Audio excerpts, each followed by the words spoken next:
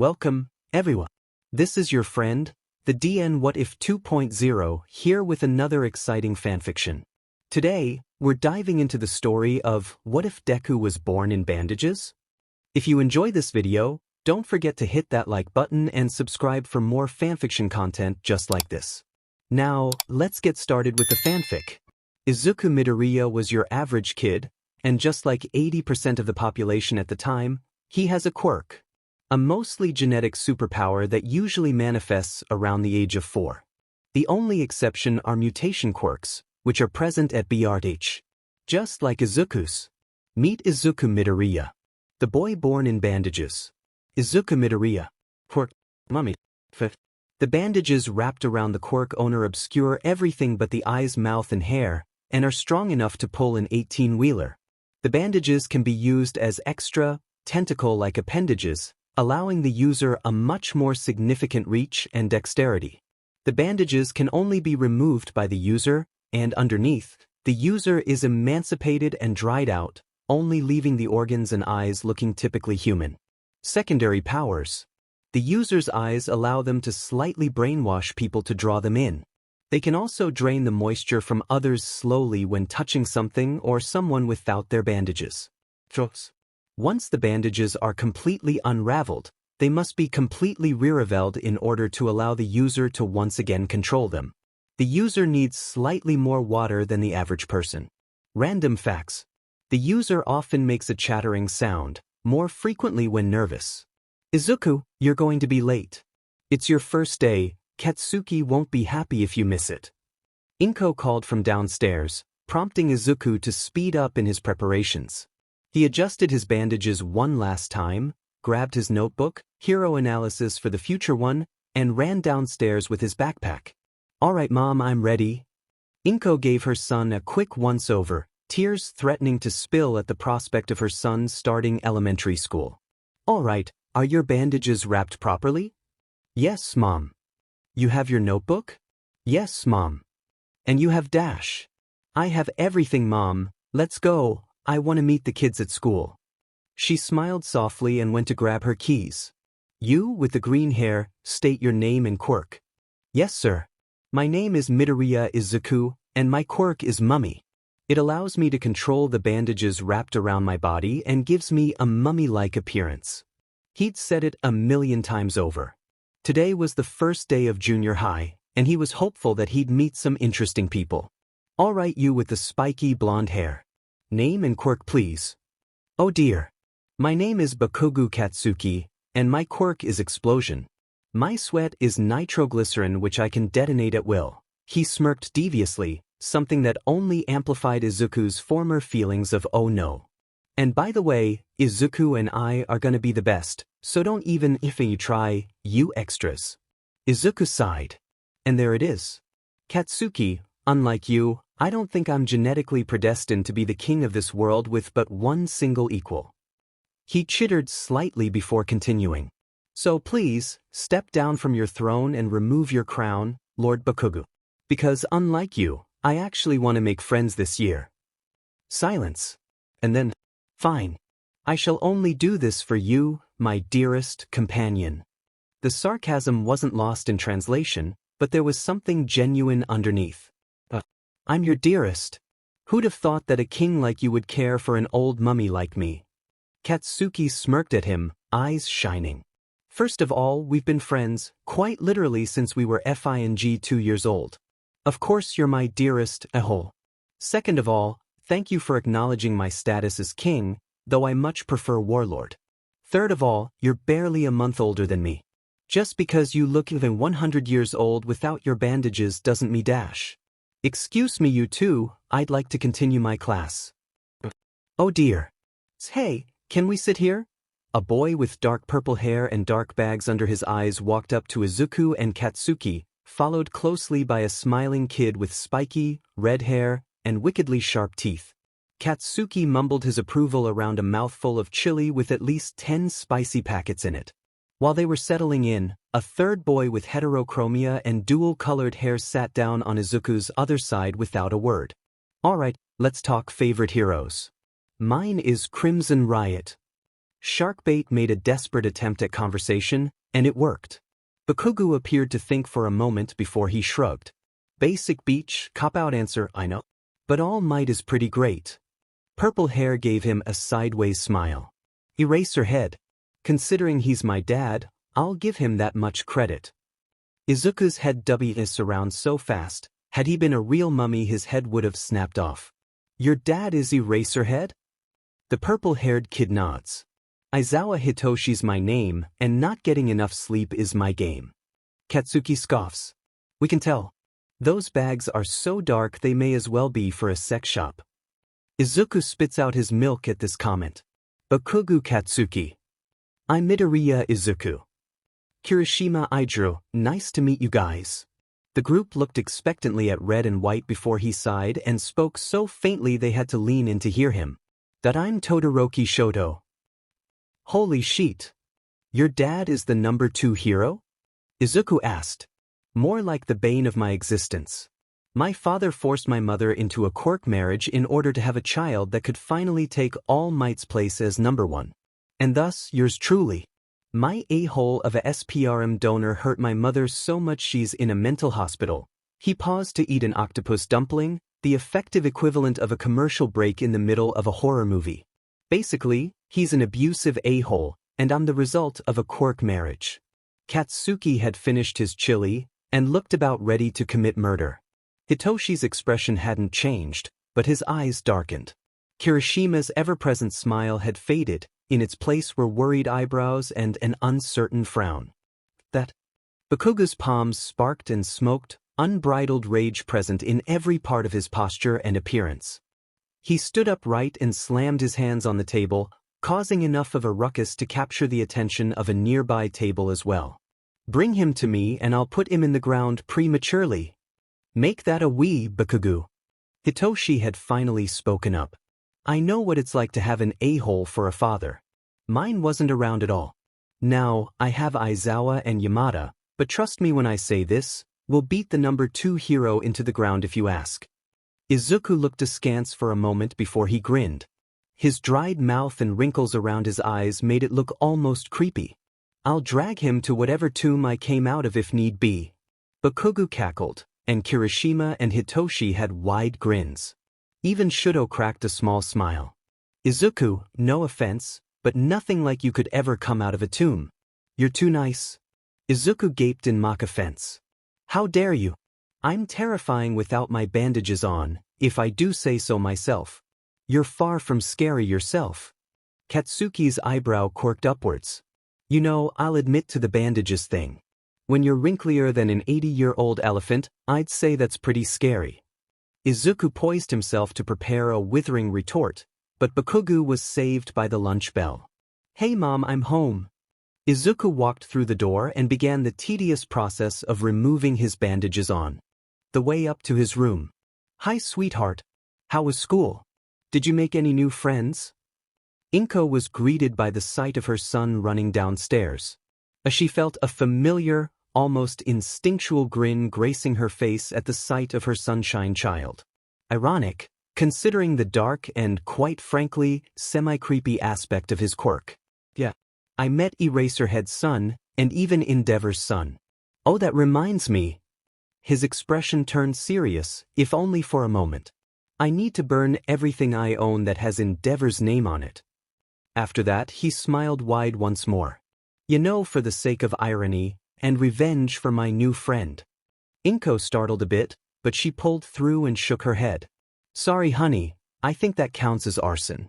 Normally, I'd be all for it, he'd have to have done something bad for you to be that angry with him. But you can't have anything like that on your record if you want to become a hero. Izuku shrugged. Can you find another way to dispose of it? Maybe so. What's for dinner? He dodged the question. Not a good sign. Miso soup. I got a pretty good deal on some miso potash. Suddenly, Izuku's phone went off on the counter. Bakugo, I'm coming over for dinner and I'm dragging half and half with me. Izuku, why? Izuku, like I'm not saying you're not welcome, like get in my house, but like double each. Bakugo, his dad kicked him out for the night because he refused to use the fire half of his quirk. Izuku, I'm planning manslaughter and I need you to talk me out of it. Bakugu, Beach, who TF you talking to? Wait for us to get there so we can plan with you. Izuku. Bakugu, eyes. Izuku, you'd better put those away right the F now. Izuku snapped back to reality by the smell of chicken. I thought we were having miso soup? Inko shook her head. We are, but we had some extra chicken, so I thought I might as well make it. Probably for the best. Shoto just got kicked out of his house for the night. Izuku, make up the spare bed and gather up any and all Endeavor-related items. And there it was. The dead man walking smile. Inko loved her son. Hey Kaken. Shoto. Come in, we have soup, chicken and a bunch of Endeavor-related items to burn or use Kaken's quirk to launch into the atmosphere. Izuku sidestepped the door and motioned for them to enter. Todoroki's eyebrow quirked upwards before he saw what was sitting in the living room. A full table spread of soup, rice, and various different vegetables, along with an arrangement of grilled chicken and soy sauce. On the coffee table was a variety of Endeavor posters, figures, and various other knickknacks, along with what could only be described as a budget flamethrower, a simple match and straw attached to an aerosol can via duct tape. You all do know my quirk is half fire, right? Izuku grinned. Yes, but despite that fact, you probably want absolutely nothing to do with anything even remotely related to the flaming garbage pile. He chittered before he grabbed Shoto and Bakugu, who was, at the time, choking on laughter over the flaming garbage comment, and led them to the table. Dig in. We made extra food so everyone could have seconds. Shoto gave his thanks and began eating. Meanwhile, Katsuki barked a quick thanks before grabbing a piece of chicken and going rabid wolf. Izuku shook his head and began on his soup. Hey Izuku. Izuku turned to Shoto to signal that he'd gotten his attention. What do you look like under your bandages? Izuku grimaced. Not good. I basically look like a manila paper ball under here. I look mostly dried out, and since I don't retain muscle or fat well, you can see my bones pretty much everywhere. I don't take them off around anyone but Mom and Kaken. He shook his head, staring into the distorted reflections swirling in the soup. I'd prefer to not have to if possible. It's just not something I want people to see. Izuku, you can't hide behind your bandages forever. I get where you're coming from. But damn it, man, if you don't think people will like you because of how you look, then F them. Sorry, Auntie. Inko shook her head. You never change, do you, Katsuki? I have to agree with him though, honey. If people can't see your worth beyond your appearance, you don't need them in your life. I know. I just don't want to risk it. Plus, if I get joked on it's fine, but if you all got made fun of because you were hanging out with me. Shoto wasn't having any of that. Izuku. Shoto's voice remained calm and even, but there was a slightly shaky undertone that was only stood out because of how he always sounded. He never let on to emotions except when he really needed to. Yeah. What's up, Shoto?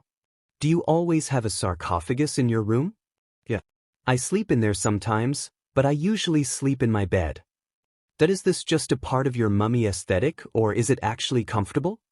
Oh, Kaken says it hurts his back, but it's insanely comfortable to me. I sleep there when I can't get to sleep for whatever reason.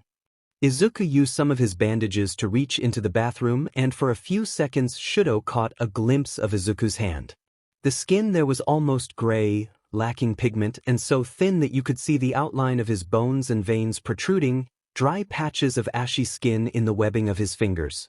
Shoto turned away so that Izuku wouldn't become uncomfortable, but he understood why Izuku was so worried about going to school without his bandages. With Hitoshi's quirk and appearance, and Shoto's scar, they were made fun of enough as is.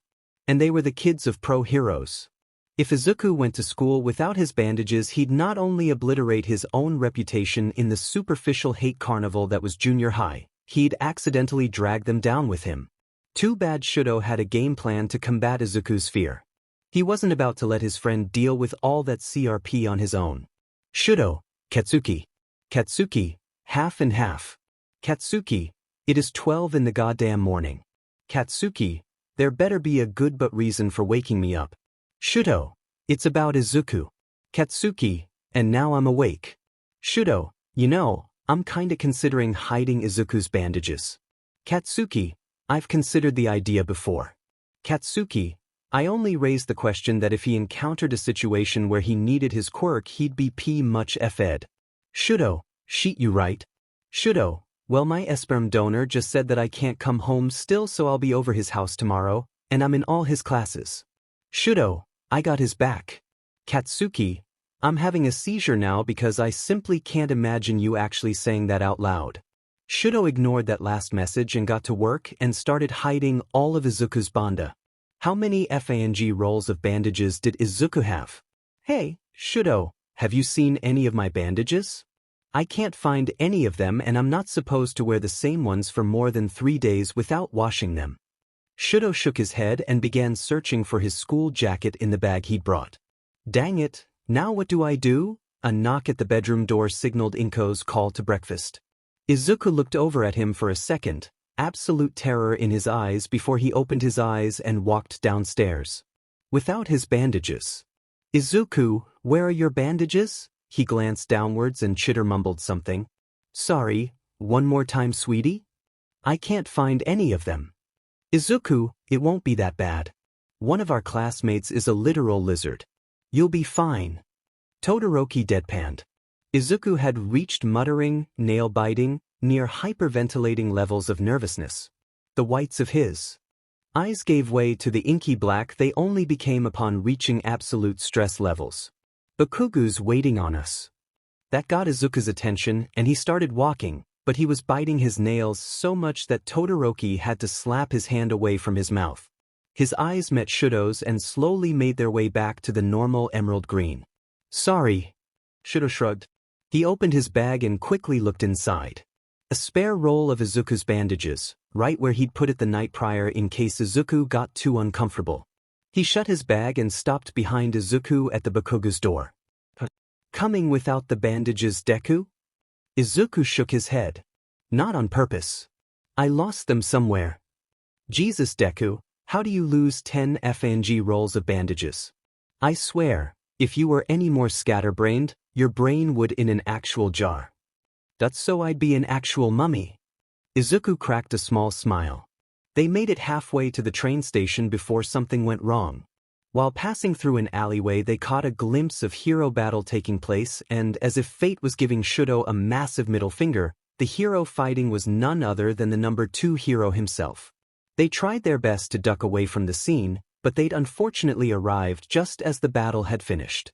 Endeavor spotted them and began walking in their direction, before the ground began shaking at his feet. A spirit burst from the ground, golden and translucent, with giant wings. Only Izuku seemed to recognize what it was. The being, an Egyptian spirit of the dead, basically a human soul. Bakugu glanced back at Todoroki, in a questioning, almost caring manner. Who knew he cared about anyone but Izuku? Move aside. I must speak with my son. Endeavor dismissed the BA and attempted to sidestep it, but he was pushed back. Ansaraf. Almolk Yarfid Wajidak. Endeavor's face contorted in annoyance. He surged forward, presumably to push past the Ba, but a sudden burst of hot air threw him back into the crowd of people watching his fight. The boys hurried off, attempting to get away before Endeavor could give chase. Izuku managed to catch the eye of the Ba one last time. It tossed him something and he miraculously caught it. It spoke once more, but something clicked in Izuku's mind and this time he understood. Hiya, Malik Jayid. Go forth, good king. Alright.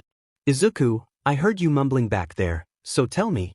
What the hell was that thing? Some kind of chicken demon? Izuku shook his head. It was a Ba. Mummy aesthetic aside, I read up on Egyptian mythology a lot for a project. The Egyptians believed there were 5 parts to the soul. The one we saw is the Ba, or personality. There was also the Ren, or name, the Ka, or life, the Ib, or heart, and the Shut, or shadow. Bakugu gave him the and. Izuku sighed. The Ren was your secret name. Everything about you condensed into about 10 words, give or take. Izuku was suddenly overtaken by a small giggling fit. Yours would probably be Lord Explosion Murder, or something. Katsuki grinned. Hell yeah. Sounds badass. Izuku only laughed harder at this, nearly falling out of his chair. Anyway, the Ka was basically your life force. You could use it for powerful spells, but it would usually kill you if you overdid it. Katsuki's grin faded and became slightly serious. Listen, Deku, if you somehow find out you can do any of this Egyptian magic CRP, don't you effing dare die on me, got it? I agree. We don't want to worry about your ba following us around because you overdid it. You and Bakugo are the only friends I've had, so I'd be pretty mad if I lost either of you. Katsuki turned and smiled. Not a smirk, but a genuine, happy smile. Don't worry about me half and half. I'm not dying anytime soon. Likewise, the door clicked and the teacher walked in. Alright, time for class, so settle down. Everyone made their way back to their seats and class began as normal. Except one Izuku Midoriya. He looked around and noticed something. No one was looking at him weird, or acting like he'd done something wrong. It was just normal. Izuku liked that word. Hey guys. Midoriya coming without the bandages. That's super cool. Bakugo grunted a hello, and sat down to eat his curry, which was an unhealthy shade of bright red. Hey Kirishima. Yeah, I kinda lost them. Kirishima shook his head. That is this man. He gave Izuku his trademark shark-tooth grin. I hope you find them soon. I hope so too. Where's Hitoshi? I don't think I've seen you two apart since the first day of school. Kirishima suddenly frowned like he'd only just remembered something. He was with me a minute ago. I wonder where he is. Speak of the devil. Hitoshi walked through the door looking terribly confused. Hey, no time to talk guys, I gotta get home. My dad got me an early birthday gift, and it's evidently super important to him. Kirishima's eyebrow quirked. What do you think he got you? Hitoshi shook his head. I don't know, but whatever it is, they're outside. I just came in to get lunch. God knows Dad can't cook. And with that, he rushed off to the lunch line, and out the door. Hitoshi, holy sheet. Hitoshi, what the F dash? Hitoshi, Shoyuda Aizawa, best dad, 2K19. Katsuki, what the hell? Hitoshi, he got me ACAT. Izuku, where is your house? I'll be there in 3 seconds. Shoto, we're literally in between classes Midoriya. Izuku, I have a 109.5% in math. I think I'll be okay. Shinzo, Izuku no. Izuku yes jk's jake slow / Jake. Katsuki, snatched. Izuku, you can't leave school to go see a cat. Try and stop me. I will freeze you to that desk. Then I'll bring it with me. Todoroki threw his head back and groaned. Hey mom, we're home. Inko came down the stairs in a frenzy. She waved to them and continued speaking with whoever was on the phone. Izuku looked worried and began moving towards her, but Todoroki grabbed his arm and pulled him back. When she finally finished talking, she hung up and turned to the boys. Tears pulled at her eyes, but she smiled wide and happily. After some evidence searching and a case being brought against him, Endeavor is being taken to court for child abuse by your sister. She said that while she can't take care of you if he did get convicted, she'd heard that you were staying with us and said that it might be best if you'd continue. She finally let the tears fall, and Todoroki was gaping in absolute disbelief. Todoroki, how would you like to become a part of our family? He looked down and stood still for a moment, before rushing forward and hugging her. For the first time since his mother had left, Shoto cried. Happy birthday Hitoshi, the other 4 boys shouted. Of course it was nothing in comparison to Present Mike, who blew out the candles with his voice alone and caused the table to shudder dangerously, prompting Aizawa to ready his capture weapon in order to save the cake should it fall. It was July 1st, almost time for summer break, and best of all, a certain Hitoshi Aizawa Hizashi's 15th birthday. The kids were given the day off from school by their parents, mostly due to the fact that they were acing their classes, and had no real reason to be there due to the fact that teachers were no longer giving real work. In the end, however, despite the parents not wanting them to believe it so, they probably would have let them have the day off anyway. Thanks guys. I'm glad you all could make it. Kirishima gave a good-natured smile, shark-tooth grin and all. I wouldn't have missed it even if I had the flu. I'd probably be wearing a mask though. It'd be the worst possible thing to sneeze on someone's birthday cake. He joked. All right Shinzo, time for you to make a wish. Yamada Hisashi was loud to say the absolute least. It was to be expected, his quirk was basically made for him to be loud. But surprisingly, even without his quirk, Yamada could probably leave your ears ringing for about 30 seconds without using his quirk at all. Happy birthday, kid. A rare smile graced Aizawa's face, somehow accentuating the tired wrinkles under his eyes. Thanks, Dad. Hisashi turned off the lights and after a quick round of happy birthday, during which Bakugo didn't bother to sing and instead spoke the words, and Shinzo blew out the candles. Aizawa Yamada Hitoshi woke up on his first day of his third year of junior high having only gotten about 3 hours of sleep. Well done, you idiot. Jokes aside, Shinzo stumbled out of his room with dark circles around his eyes. He greeted his dads in a mumbly, barely understandable tone, and chugged a mug of coffee left on the counter. He stumbled back towards his room, nearly falling along the way, and tried to get ready for the day. He almost brushed his teeth with shaving cream. Bakugo Katsuki woke up an hour early in order to go for a morning run, and encountered 3 villain attacks that caused him to change course and make at least 5 detours. One villain with blade hands, who happened to be restrained by Aizawa on his morning patrol. He waved to Bakugo before slamming the villain's head into the road. Slightly unsettling, but Bakugo never admitted. Number 2 was a villain with a Medusa-like quirk which paralyzed people for some amount of time depending on how long they looked him in the eye. An up-and-coming hero by the name Death Arms took the Enderman strategy and swept the villain's legs out from underneath him before knocking him out with a well-placed kick to the lower jaw. The third and final villain was probably the most interesting. A villain with a shape-shifting quirk that would have had Izuku on a tirade. Another shape-shifting hero by the name of Ryuko turned into a dragon and threw him into a building. She managed to sustain minimal injuries, nothing even close to the level of a broken bone. Katsuki wouldn't be surprised if she became one of the top heroes within the year. Of course he'd be better, but that was just an objective fact. Izuku woke up to discover a new part of his quirk. His mom had made a special breakfast of fried eggs, turkey bacon, and pancakes. She only reserved American breakfast for special occasions, and he'd say his first day as a third year definitely counted.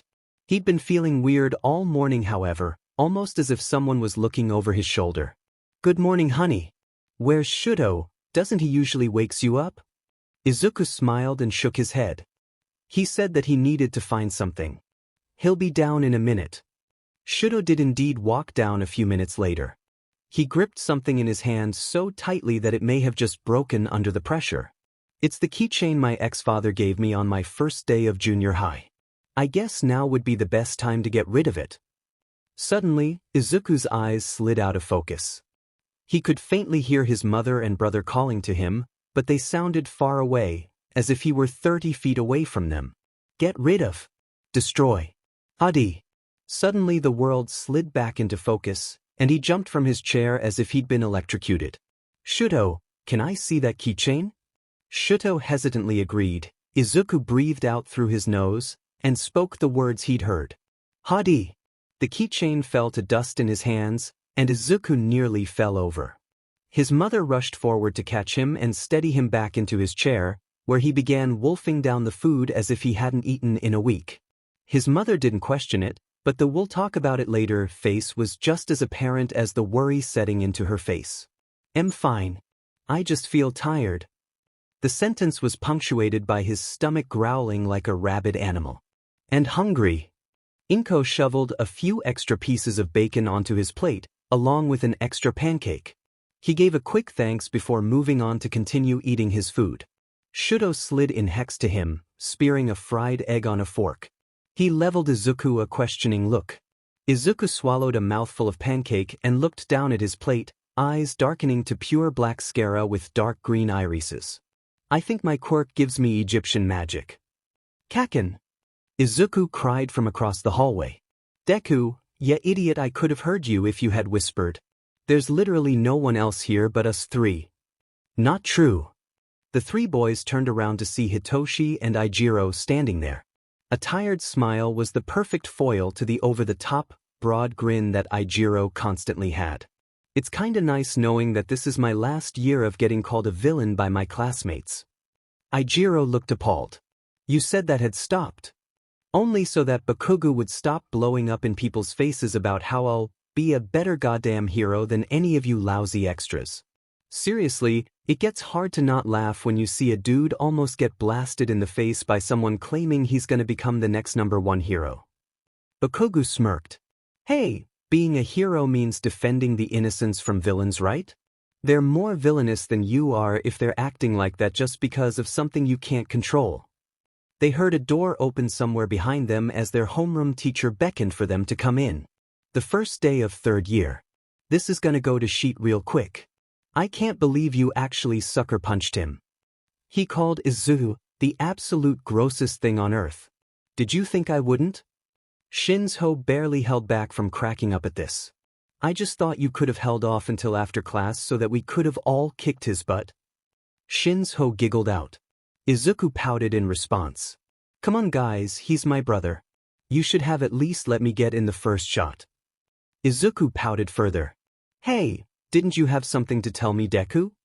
Izuku's dark eyes lit up, having stayed their black colors since breakfast that morning. They didn't appear to be changing back anytime soon. I think my quirk gives me the power to cast spells. Like real Egyptian magic. Bakugo's eyes widened. Hell yeah. That's what I'm talking about. A rare softening of Bakugo's typically sharp eyes warmed Izuku's heart at the genuine compliment. Got anything to show for it? Izuku nodded nervously. Why yeah, but I'll need some extra food and an item you won't care about. Bakugo raised an eyebrow, but obliged. Izuku took a deep breath and held his hand out towards the pen Bakugo had lent him. Hadi! Almost immediately the pen blasted apart in a small burst of sand that then vanished, and Izuku swayed in his seat, almost fainting into his food. Shoto helped steady him as Izuku got right into his food. Holy shit! So you're saying there's a near infinite number of those spells that you can learn? Izuku nodded sluggishly. Yeah, but I need to practice a lot more. Or else I'll keep getting nearly incapacitated every time I cast a spell. He tripped over his own feet as he walked. I guess the next possible spell would be to repair. To repair. To join. To mend. I got it. Bakugo whirled around. How the hell did you do that, Deku? Some weird voice in the back of my mind. I don't think normal people hear voices that tell them how to do magic, Deku. I'm a living mummy born from a mother who can pull small objects towards her and a father who can breathe fire. I think I crossed normal a long but time ago. Izuku continued walking as Bakugo turned and gaped at him as he walked back in the house, Todoroki having stayed after school for therapy. See ya later, Kakin. What? Mom, I'm home. Inko waved from in the kitchen. Hi honey. How was your day? Did anything interesting happen? Izuku nodded vigorously. I'll show you, but I kinda want to take a nap. I'll tell you after I wake up. Inko nodded. Alright. I love you honey. Sleep well. Welcome, Izuku Midoriya. We have much to discuss. A glowing golden and silver orb floated in the empty space around him. A swirling vortex of golden sand churned beneath his feet. No, talents. He was in a ba form similar to the one who had held back Endeavor. He attempted to speak, but nothing seemed to come out. He focused on the glowing ball, who slowly began to come into focus. He appeared quite similar to Izuku, but his eyes were different colors. One bright gold, the other moonlight silver. He was much more muscular than Izuku, however, and he carried the symbols of the pharaoh, a crook and flail. I am the spirit of Horus. The remains of his essence among the lost pieces of the great Egyptian empire. I have been providing you with the means to become a great hero from the shadows. I shall leave you to your sleep, but, should you need anything, I am always present.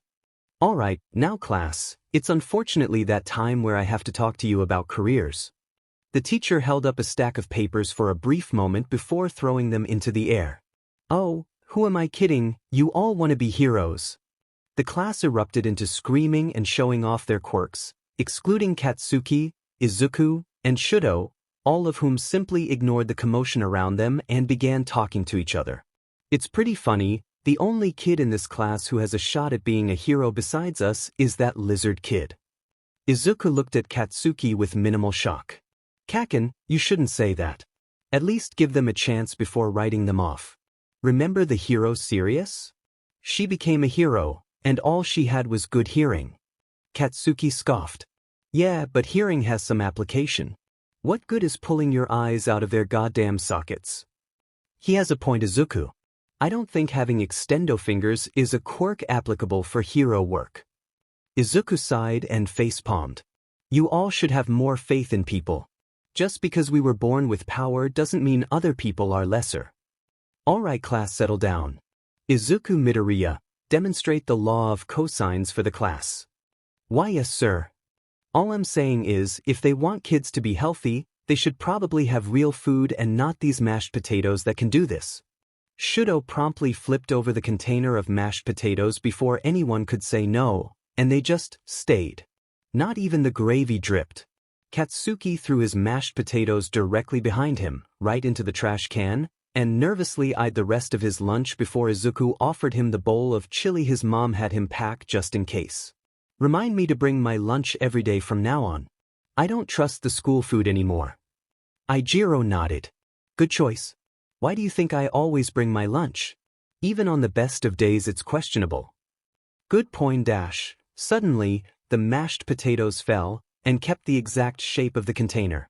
Remind me to bring my lunch too. Mom's been nagging you to let her pack your lunch too. I regret not listening. The final bell had rung, and the three students were on their way home, when they encountered a slime villain we know all too well, who then promptly got his butt kicked by the three of them in tandem.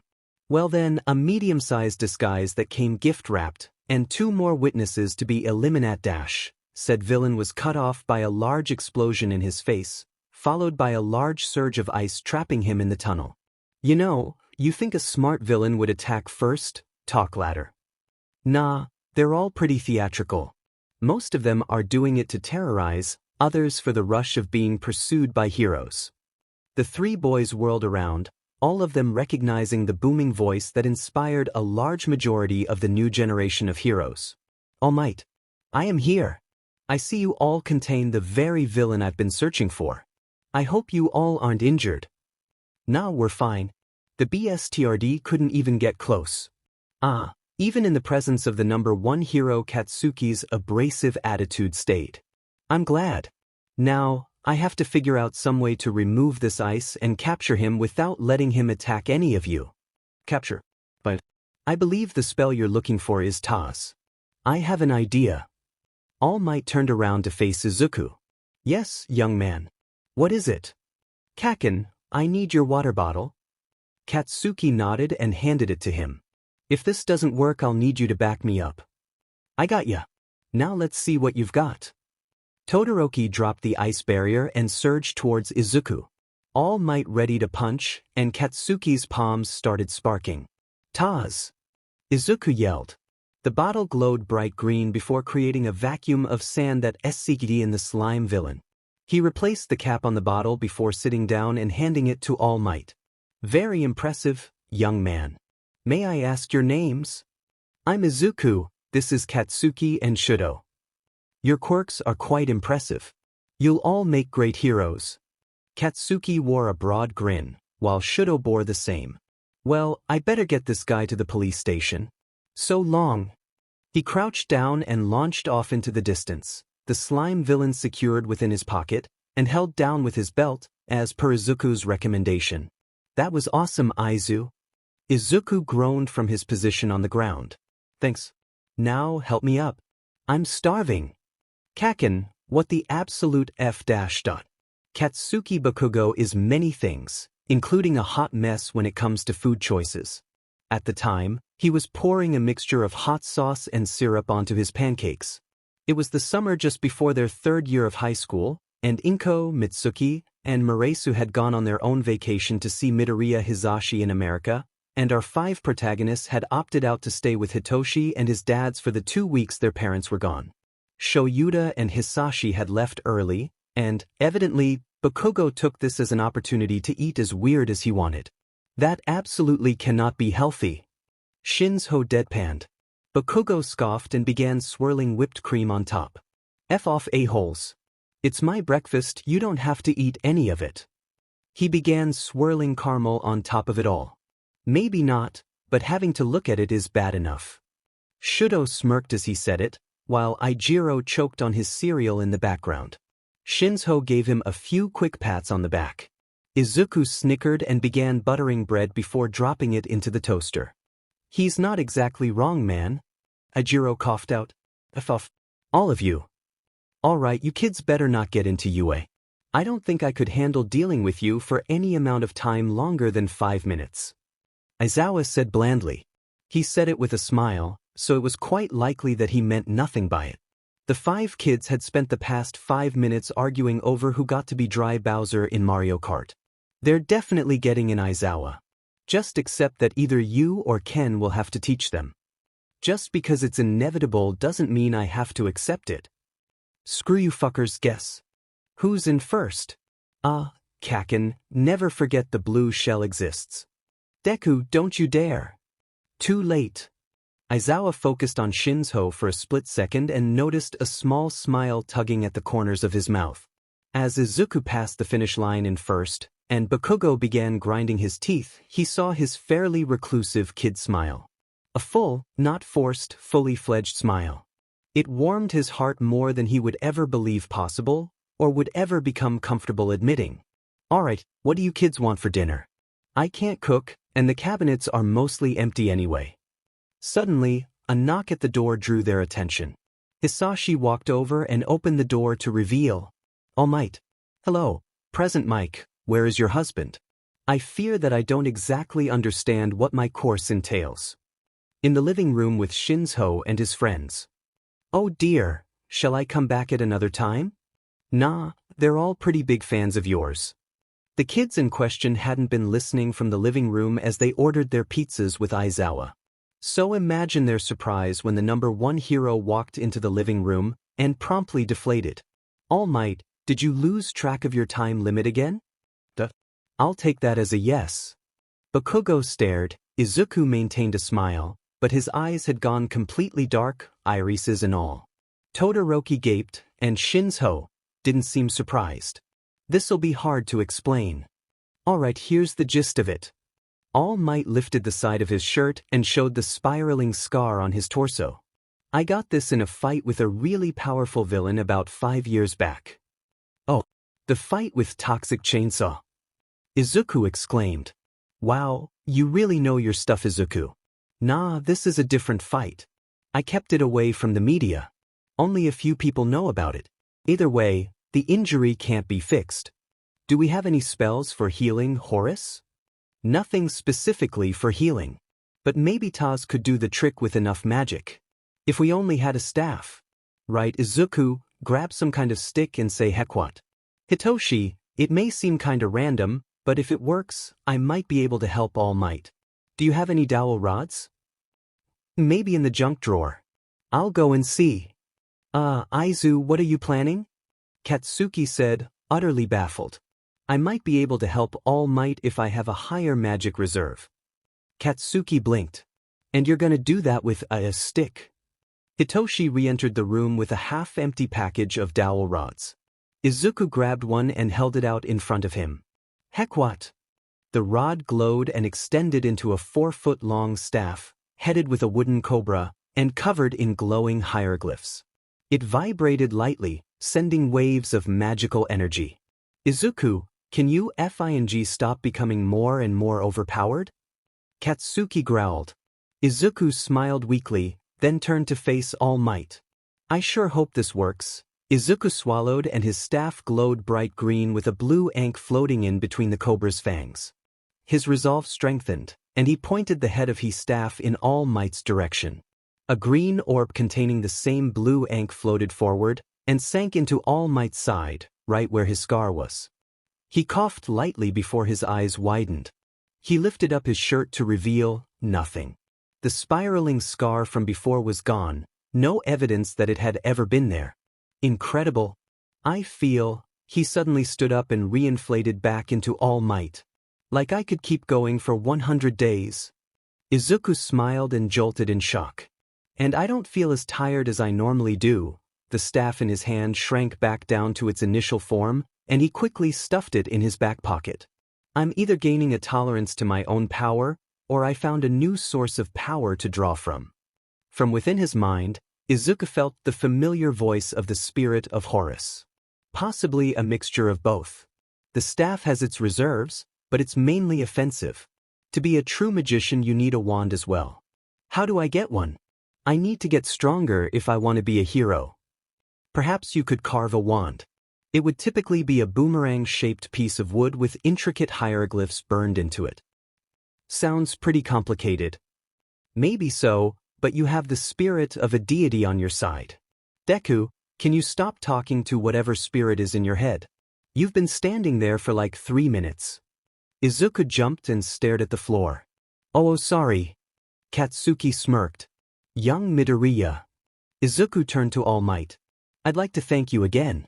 As thanks, I'd like to ask you to be my successor. My quirk, One for All, will be yours to inherit should you choose to. Sorry, but I feel there's a better candidate. All Might blinked, as if he wasn't expecting a no. Very well. Who do you think is more worthy? Shinzo. The boy in question turned to him in shock. You've always been called a villain for your quirk. Yet, instead of crumbling or succumbing to what people say about you, you've gone out of your way to help people. You're more worthy of it than I am.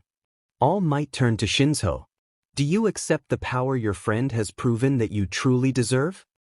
Shinzo grit his teeth and clenched his teeth as tears beaded in the corners of his eyes. He looked up to stare All Might in the face. Yes. The resounding laugh filled the room. Fantastic. We'll need you to start training though. The power of One for All could cause some serious damage to your body if you aren't prepared. Aizawa's eyes narrowed. I think I'm going to be overseeing your training. For safety reasons. And a sheet load of intimidation apparently. Izuku suddenly woke up in the same black landscape he had been in when he first met the spirit of Horus. He looked around, and his eyes adjusted to see what the landscape really was. Dark hills and shadowy buildings rose in the distance, far away from the valley where Izuku stood. Unbelievably strong winds whirled around him, but seemed to purposefully avoid getting within a certain distance of Izuku. He turned around to face a tall cliff with a lightly glowing, golden waterfall that acted as a shining beacon in the darkened landscape. And standing there in front of the lake where the waterfall pooled, was the glowing spirit of Horus. Izuku walked up behind him and noticed many major differences in appearance since he'd last seen the spirit. He'd grown in height in the last few months, similar to Izuku, and he now sported a gold, black, and green armor jacket, overlaid with a traditional Egyptian wisek with emeralds socketed in. On his belt was a curved sword with a gem-laden hilt and an emerald crescent charm on the pommel. Nice sword. Izuku spoke tentatively. The spirit grabbed the handle and held it out to Izuku. It's yours. That's the very reason I called you here, Izuku. You wish to get stronger, yet you refused possibly the strongest power you could have. Why?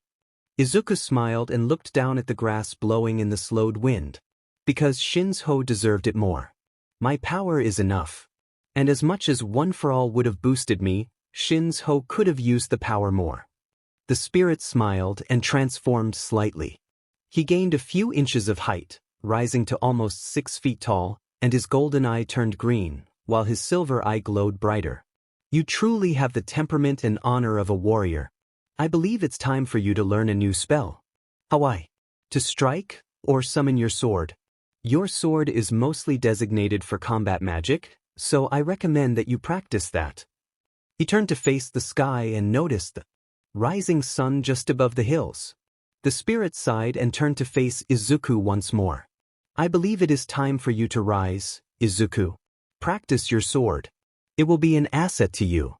The darkened lands faded away, and Izuku woke up to Hitoshi's empty bedroom. He got up, grabbed a roll of bandages, and went to start the day. Toga Himiko was having a less than good day. Her quirk finally got her kicked out of her so-called parents' house, and she was left to wander the streets. The dark clouds began to swirl as light rain became progressively heavier. Despite all that, she maintained her smile. Even when the police showed up to take her back home. Even when a detective questioned her about her parents' whereabouts when they returned to her home. And even when the pro-hero Ingenium was assigned to keep watch over her. 2 weeks later, Izuku, Shoto, Katsuki, and Eijiro followed Hitoshi to the trash-littered Dagoba beach All Might had requested they meet him. Aizawa had went there earlier to look over All Might's preparations, and possibly intervene if necessary. It was a serene enough day, the sun was shining, but there was a light breeze going, and it was cloudy enough for the sun to not be devastating for their eyes. Izuku had recently began feeling a light thrum of power in whichever pocket he'd used as a do-it pocket in which he chose to store his staff. That'd been a difficult lesson to learn. Izuku mused. His first few attempts had quickly required him to buy a small pack of dowel rods due to the destruction of the original. And the next 5 after that. So, Deku, any new spells? I noticed you haven't been trying anything new since we found out All Might's secret. Izuku jolted out of his thoughts and turned to face his friend. Well, I sort of found out I can reach a pocket dimension to train? It's sort of in the do-it though, so I can't exactly take us there without you all being at risk of dealing with some pretty powerful demons. Eijiro laughed. Stronger than the one we fought last week? During their time spent around Izuku, the 4 became semi-familiar with magic, and Katsuki had even almost managed a Ha-D before promptly passing out. It seemed, however, that they could only use spells at a few auspicious moments, typically early morning and noon. Perhaps because they weren't born magicians like Izuku. Of course, the demon they'd fought last week was no joke. With rooster claws for hands, the demon had great offensive capabilities. However, Izuku managed to quickly pull off a destruction spell from behind while Katsuki and Eijiro fought it from the front. It had been quite the difficult encounter, but thanks to Eijiro's hardening quirk, they'd made it through it relatively unscathed. How does strong enough to cause All Might problems, even in his recovered state, sound? Eijiro paled a little bit, and Shinzo, who'd been listening in, flinched slightly. Yeah, pretty much. They only avoid me because of the spirit's presence. Even then, one of them tried to get close before the spirit fried them. You do realize that you can call me Horus, right? Evidently he wants me to call him Horus. Katsuki looked back at him with a look of mild amusement. A distant metal screech sounded in the direction of the very beach they were headed to. The 5 friends looked at each other in mild worry before continuing on their way. When they arrived at Dagoba Beach after stopping for a couple of minutes to get a bird's nest back into a nearby tree, the first thing they noticed was the 2 adults who were supposed to be training them still setting up. Aizawa was setting up a few things that looked like pole vaulting posts and some freestanding poles in between and alongside them, while All Might had localized a large portion of the trash the beach was infamous for onto the right side. The 2 quickly finished what they were doing upon seeing the 5 friends arrive, and moved to address them. Alright, knowing that you all need different training for the different uses of your quirk, All Might still assumed that cleaning the beach would be adequate training for all of you, and I had to intervene. The beach has been split into 3 portions, a portion for Izuku and Bakugo to train their mobility, the trash section for Kirishima and Shinzo to train muscle mass, and the empty section to practice offensive capabilities and spells without endangering any of you. At this, All Might stepped in and began to speak. Aizawa will be training Izuku on how to use his bandages in a similar way to his capture weapon, and Bakugo on speed and mobility. I, however, will be instructing Kirishima on effective ways to use his quirk in a fight, and overseeing Shinshu's training to take on One for All. However, we have recruited someone new in order to train Shoto effectively. Sorry I'm late. The group of people turned towards the stairs down to the beach to see a young man with large burn scars and black hair looking down at them. I got turned around on my way here. Not a problem, young Dobby. The teenager stared.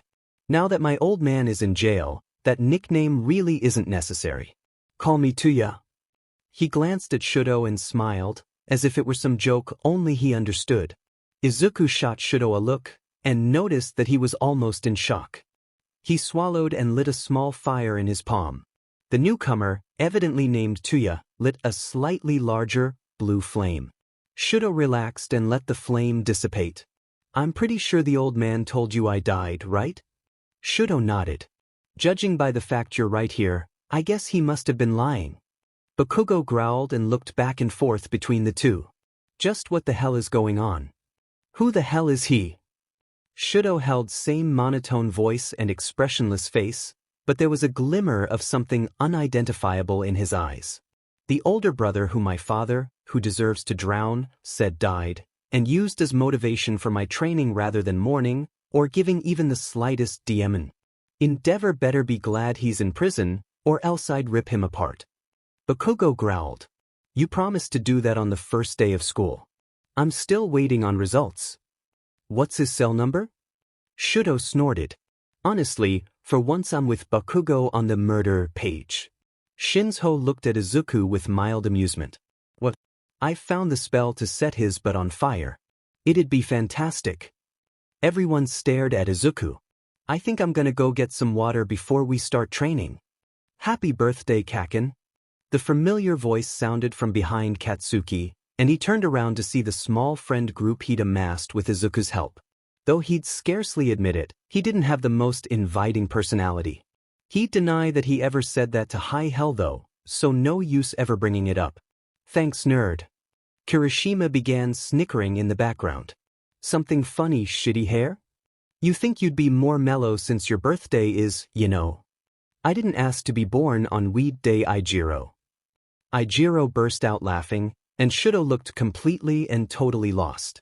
Katsuki's eyes narrowed. You know, for 20ths? Shoto shook his head. Katsuki sighed. Seriously, I'm gonna beat your father into the goddamn ground.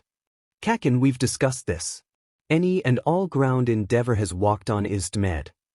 That sent Shoto into a mostly silent fit of laughter. Hey Katsuki. Shinzo rarely spoke up among their group, mostly because of his quirk. What do you want for your birthday? I tried to avoid asking you, but now that it's down to the wire dash. Buy me a large box of white chocolate and you'll be fine. Kaken, that is literally the worst kind of chocolate. Izuku deadpanned. Your favorite chocolate is dark chocolate. You have no say in what's good, Deku. White chocolate is milk pretending to be chocolate. Do not test my patience like this, Katsuki. Now, we return to actual storyline. Izuku, sorry for interrupting your slumber, but I must ask you a question. Horace's voice sounded in his mind and drew him deep into the duet. The familiar landscape formed before his eyes, the golden waterfall where he'd spent many nights training his magic, now flowed alongside a small cabin-like shack where he would typically store things he placed in the duet. The Golden Warrior played a game of solitaire on the table and chairs they'd set up. He placed down his cards before waving at Izuku to join him at the table. Through your eyes I've seen your mother struggling to maintain your home in addition to working her job. I may have a solution to this problem, however. He gathered the cards and stacked them neatly on the table. It might be a good idea to employ a demon servant. If you can capture one, or convince it to serve you, it could be an asset to you. But won't it attack me? Horace chewed the inside of his mouth and shook his head, but not with much confidence. No, but you will either have to keep a tight constraint on the creature or befriend it. Otherwise, it could very easily conspire against you. Horace turned and looked into the golden waters nearby. The entrance exam is drawing nearer, so I feel it might be necessary for you to learn one of your greatest powers. Your combat avatar. The falcon god stood and walked some distance away. He closed his eyes and began to lift off the ground. A golden silhouette surrounded him and expanded outward, forming a giant falcon-headed warrior. Holding a giant replica of Izuku's sword, it slashed the air before deforming, and bringing Horace to the ground with it. It is my hope that you shall never have to use such extreme magic while in combat, but should you need it, tap into my power. The remnants of Egypt stand behind you, Izuku. The warrior waved his hand and the dream realm dissolved. Then Izuku woke up. He sat up in his bed and looked down at his hands. The phantom feeling of the handle of his staff gave him an idea. Heck what? The floorboards in front of his bed glowed and a demon appeared. He was small, barely 3 feet 5 inches, and shivering with a mostly bird-like appearance, but in place of wings were 2 sets of tentacles with large, sharp claws on the ends. Hast thou called me here to kill me? The small demon kneeled, and looked as if it had resigned itself to its supposed fate. So you can imagine the demon's surprise when Izuku kneeled in front of him and waved. Hello, what's your name? The demon's feathers fluffed up and he shook his head. I don't have one. None besides my secret name. Izuku raised his eyebrow, and the demon gulped. I have been named Wings of Slime, Beast of Claws, Monster of Sea and Skies. Izuku felt a certain control handed over to him by the demon, and complete control over the demon in its entirety. He chose not to use it. I'm Izuku Midoriya, I hope that we can be good friends. As for your name, how about I call you Tsukushu? The demon looked stunned. But he stood shakily, slightly tearing the carpet with his claws. He smiled as best he could with a beak, and folded his top tentacles behind him, as the bottom pair continued moving about excitedly. My own name, thank you very much, sir. Just then, Izuku's mother walked in to see her son conversing with a demon. He quickly jumped up and introduced the two, which led to a rather awkward handshake between a 3-foot-tall tropical bird monster with tentacle claws and a 5-foot-tall mother, who was far from used to demons and other magical occurrences. The rest of the day was spent teaching Tsukushu the basics of the household tasks he would be doing when Izuku and his mom weren't home. The demon was more than happy to learn, and as he stumbled through the tasks, he learned rather quickly as well. The bird demon quickly began to get acquainted with his new surroundings, and in almost no time at all got truly comfortable with Izuku and Inko. Then came the stress of the upcoming UA entrance exams. Izuku and Katsuki had high enough grades to get into basically any school based on academic merit alone, but UA wasn't like most schools, and on the day of the exams the students who had trained fiercely for the last 10 months were truly ready. They lined up at the gates to UA and each made a silent pledge that they would all get in. The gods truly do favor these children. Let's flash back to the morning earlier. Or perhaps even further back. In the weeks in between Tsukushu's summoning and the UA entrance exam, Horus was quite busy making deals with gods long past. So, we're in agreement then. The fiery god across from Horus chuckled, which quickly turned into a cough. The deity pounded on his own chest, before taking a small sip of golden water from the cup on the table.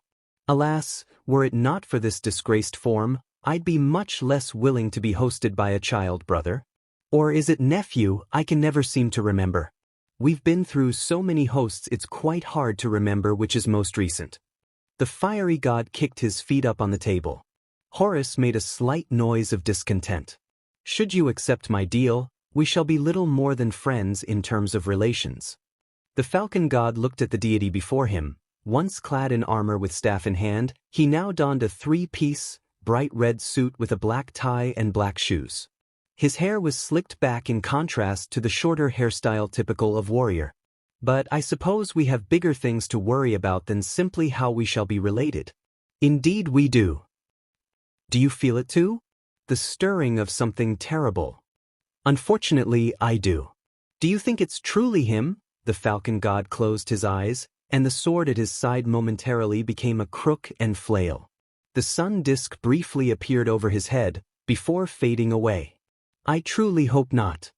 Katsuki Bakugo, Izuku Midoriya, Hitoshi Yamada Aizawa, Shoto Midoriya. Please come to the front office. Katsuki clenched his teeth. They were right in the middle of a goddamn test. He grabbed his paper and handed it to the teacher before walking back to his seat, shoving everything he had into his backpack, and slamming the door shut without waiting. Too bad Izuku has unrealistic following abilities. I get that you're pretty stressed, Kaken, but stop being angry for 2 seconds. Like hell you have any idea how I'm feeling. Dim nerd. Izuku leveled him with a deadpan stare. Katsuki could have sworn his eyes turned 2 different colors for a second. I've known you for years longer than any of the others. They might not get it, but I do, Katsuki. What's bothering you? We've got some time before the others show up. Their lockers aren't on this floor. What if I don't get in? The question hung like a statement. Final and true. I could get any of my kills stolen, or maybe not find any robots. What do I do then? Be a hero. Katsuki turned to Izuku with disbelief and annoyance on his face. What? Think about it. Izuku pulled out that hero listing sheet for some beginning of the year assignment. Back when he wasn't in jail, Endeavor had more captures and villain defeats than anybody. But he was still number 2. Slightly because of his attitude, but also because he never made any rescue attempts. For All Might's debut as a major hero, he saved 1,000 people and still had enough energy left to fight the villain who'd trapped them. Izuku shoved the paper back into his backpack and made sure he had his change of clothes. Why settle for being number 2 because you only fought villains? Help some people out? If I had to guess, UA probably has some kind of point system for that. Izuku zipped up his backpack and walked towards where the other 3 were waiting for them, while Katsuki mulled over what Izuku had said to him. Help people. Katsuki smiled. Not a grimace, not a smirk, just a plain smile. Bakugo arrived a little bit before the others as his mom had insisted on driving him herself, and proceeded to drive like a crazy person. She stopped at the building drop-off, but didn't unlock the door immediately. She turned around the best she could in the seat and faced him with a big smile that looked almost out of place. Katsuki, I love you. Do your best and kick some butt for you, old mom. He blinked once and smiled back. Thanks, Mom. You know DMN well, I will. Love you too. The exchange was clunky and awkward, but genuine. He got out of the car and started walking towards the main building, seeing other participants walking past or grouping up to talk and, lost in his thoughts, he proceeded to immediately trip over a DMN pebble. He suddenly stopped falling and felt much lighter. In fact, he was completely weightless. He waved his legs slightly in midair, the odd feeling completely alien to him. Sorry for using my quirk on you without permission, but it seems like it would be bad luck to fall right before the exam. He turned his head to see a girl with shoulder-length brown hair and large round eyes. She seemed like she didn't have any makeup on, but her cheeks were a light shade of pink. She helped him stand upright before pressing her fingers together, and all of a sudden he felt like he wasn't a human balloon anymore. He grabbed his backpack from where he dropped it. Thanks, he mumbled. No problem. Let's do our best on the exam today. She walked away with her large, slightly worn-down duffel bag shaking on her hip. The more he paid attention, he realized that most of her clothes looked like they had been re-stitched a couple of times. He shook his head to get himself back together to avoid tripping on another pebble with no one to help him back up. He found himself smiling again, secretly hoping that she got in.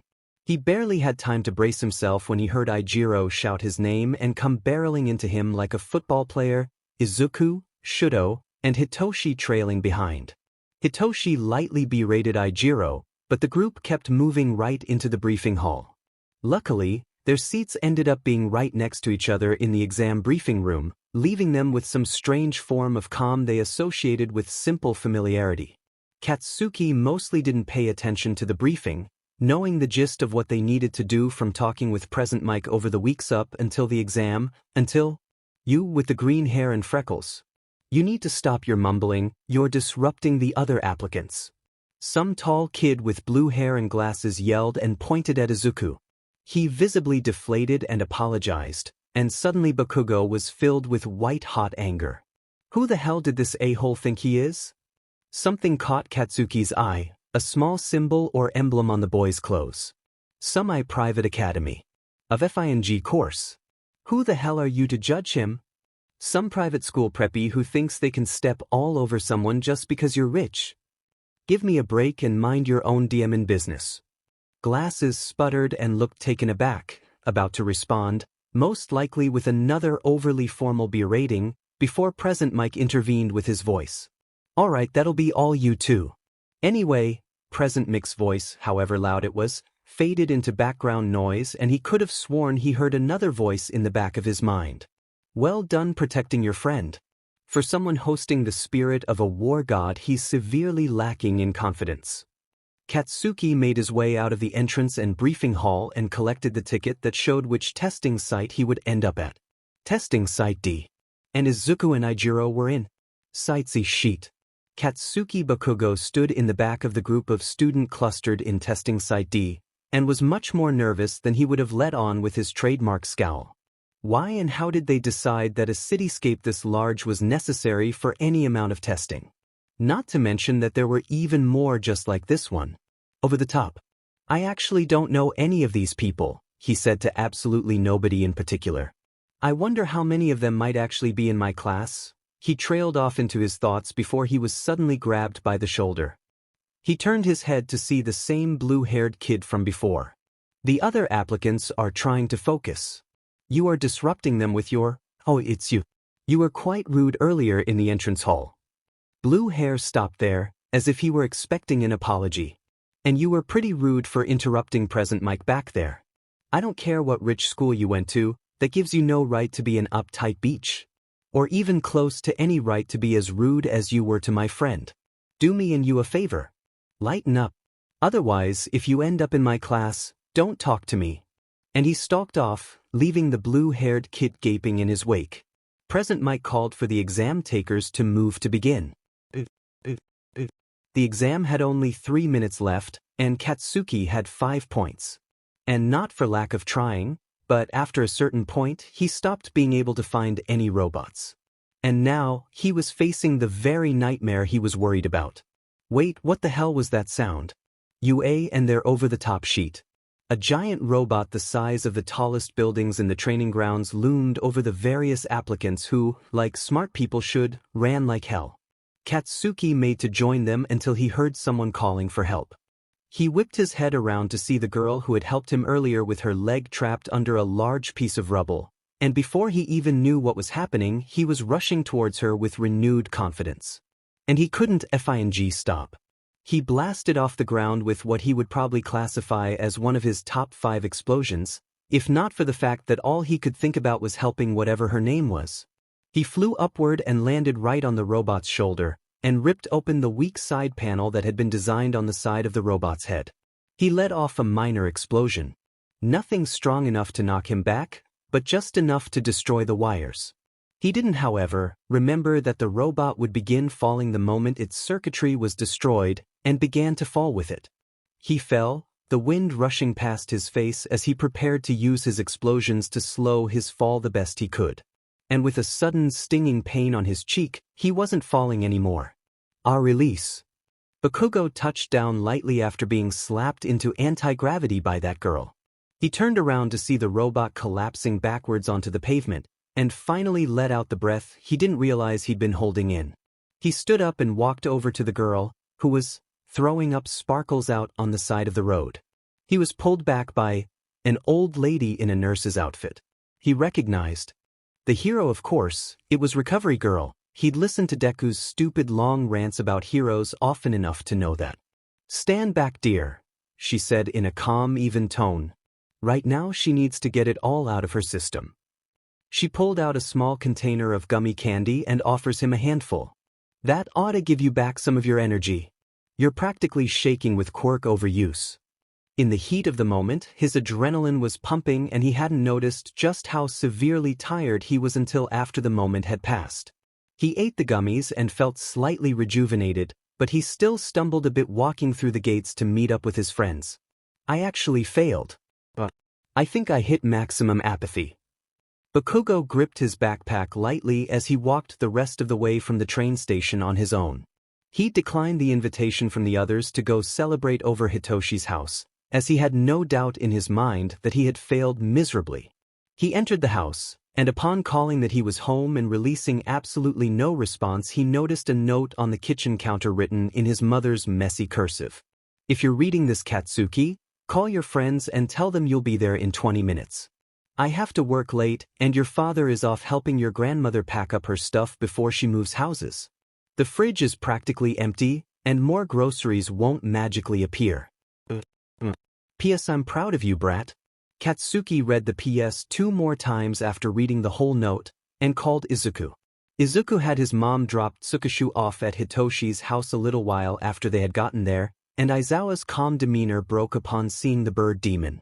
"Izuku, how does this thing even exist?"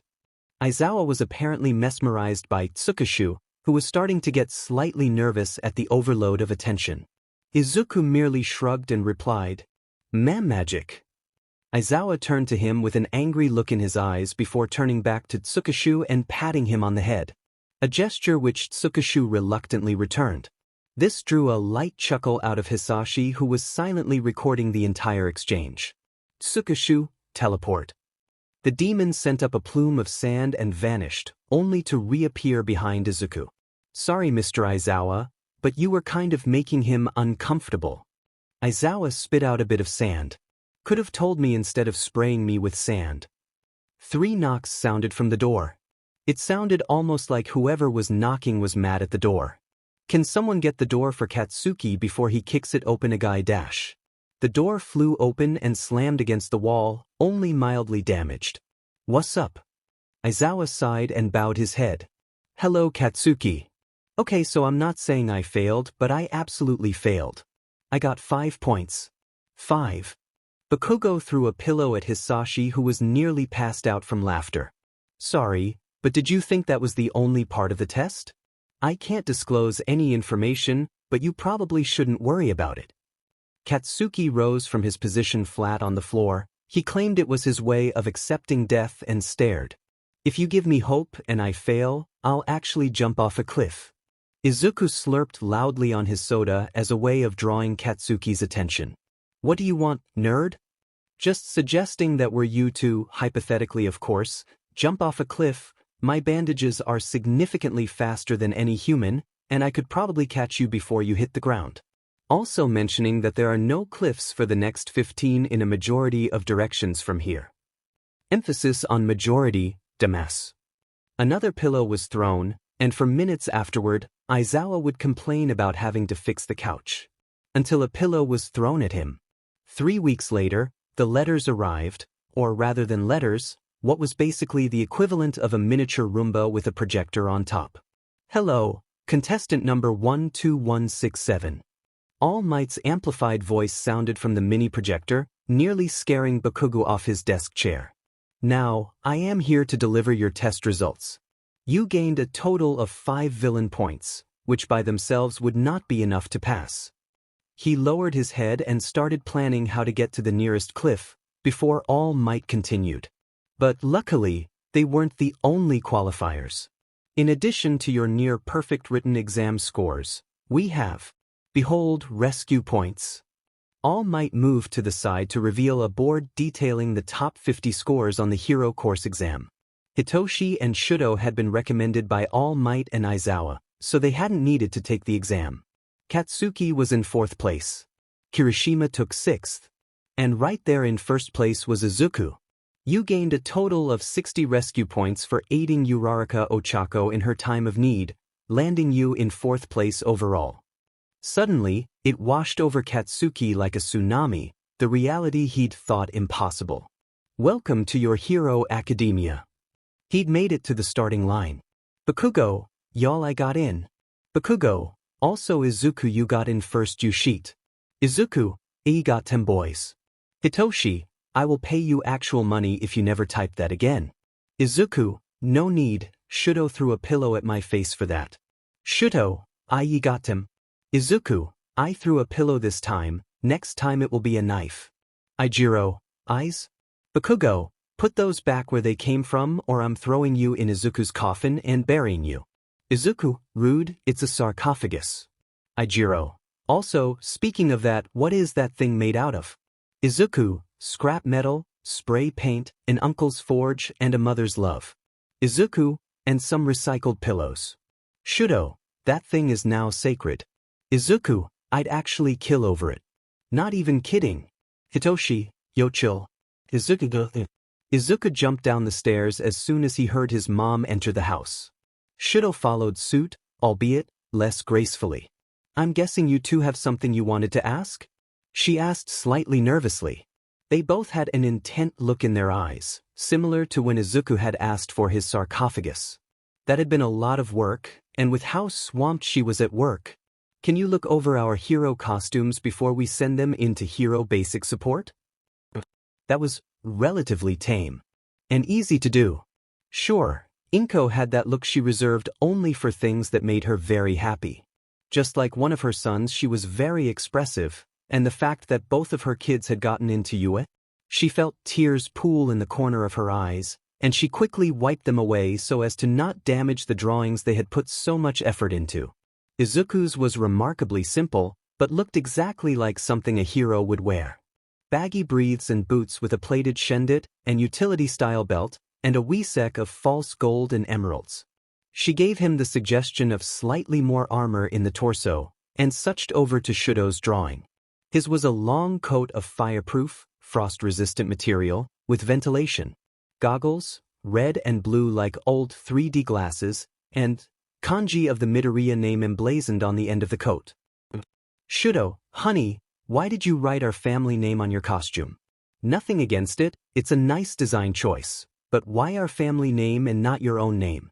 His jaw tightened, as though he'd expected this question, but had wanted to avoid it.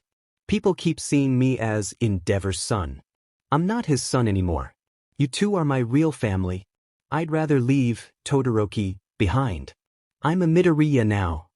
Inko covered her mouth as the tears she'd held back earlier began to flow freely, and a feeling of happiness, pure and undiluted, washed over the Midoriya family home. She picked up the paper once more and changed the kanji. Shoto Midoriya.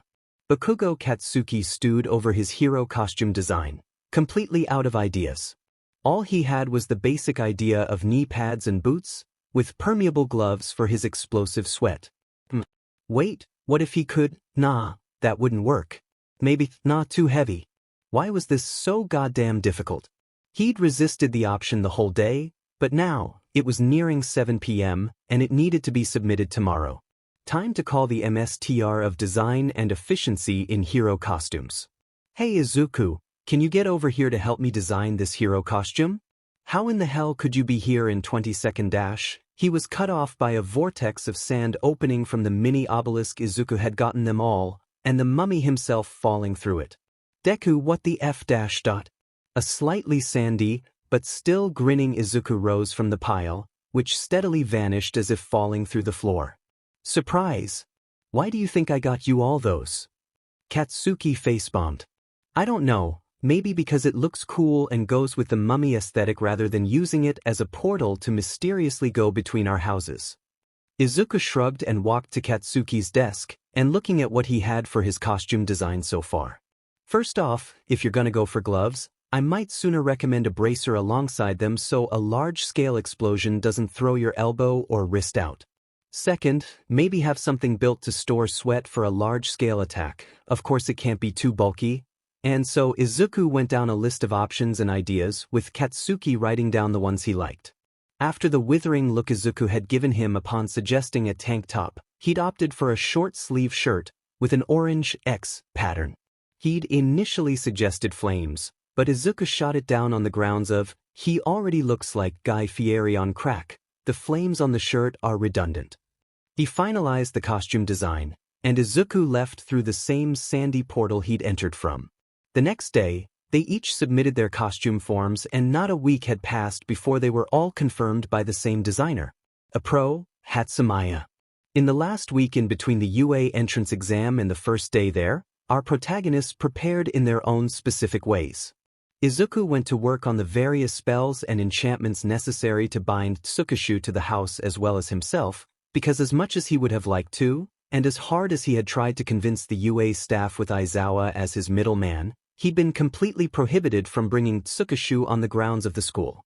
There was definitely a very obvious loophole there, especially considering the demon's teleportation ability, but Izuku had chosen to ignore it in favor of allowing the demon to explore his living space free of Izuku's complete control of his location. It was tiring work, as he'd opted out of Horus' advice in favor of learning the spell himself. The unfortunate part of that was, as Egyptian was quite the dead language outside of hieroglyphs, which were barely understood and certainly not used in the modern age, he had to use the less direct, less accurate English version. Once he'd finally figured it out, he set up the Sons of Horus in the 4 cardinal directions, drew the chalk circle and began the spell. Join house, bind demon. In the typical glowing gold, rather than hieroglyphs, modern Arabic floated in the air in front of his palm. The circle glowed the same golden color, before using the boundary stones Izuku had set up at the property lines to map out a confined area for Tsukishu to wander. He wiped the sweat off the exposed part of his face. It was an unfortunate 36 degrees outside, and the heat was really getting to him after being out there for nearly an hour. Wait, an hour? He double-checked his watch to make sure he had gotten it right, and realized he'd been outside concentrating on the spell for almost an hour. Yeah, he needed to get inside. Thank you so much, Amistiar. I promise to be a good servant. I will make sure the entire house is spotless every day. Successor bounced around happily, getting almost a foot off the ground due to his almost non-existent weight. Izuku nervously scratched the back of his head. You don't have to do that much. Just tidy up here and there. Mom and I will still be helping to clean up too. Successor nodded vigorously and returned inside the home, while Izuku lagged behind to gather his supplies. Bakugo and Kirishima ended up going to the movies together. They had initially planned to all go together, but Shoto, Izuku, and Hitoshi found themselves preoccupied with various work and problems they needed to deal with before going to UA, and so Bakugo and Kirishima had to go by themselves. They decided on Godzilla, King of the Monsters when they got to the theater, but they had not accounted for how packed the theater would have been a month after its initial release. Bakugo wanted to bail out and see the new Lion King, but Kirishima protested for multiple reasons. Hitoshi kept training One for All. It was almost methodical in a way. Despite the dual training plan Aizawa and Toshinori had come up with, One for All still put enough strain on his body that during the entrance exam alone he ended up with 3 stress fractures in his leg and a broken arm from a bit of recoil he wasn't anticipating. Fortunately for him, as both of his adopted parents were teachers at UA, he got access to the training facilities ahead of time, and, under Aizawa's careful watch, he continued training to use 10% of One for All. Right before breaking a leg from a bad landing. Class 1A. A class of future heroes, guaranteed to be the best of the best by a harrowing and difficult entrance exam. A mature and respectable group of young adults training to be future protectors of everyone and anyone in need. Kind and just, with the wit and ingenuity to help save lives. Come on, we all know that isn't true. Best of the best, maybe so. Kind and just, absolutely. Mature and respectable. Not a DMN chance.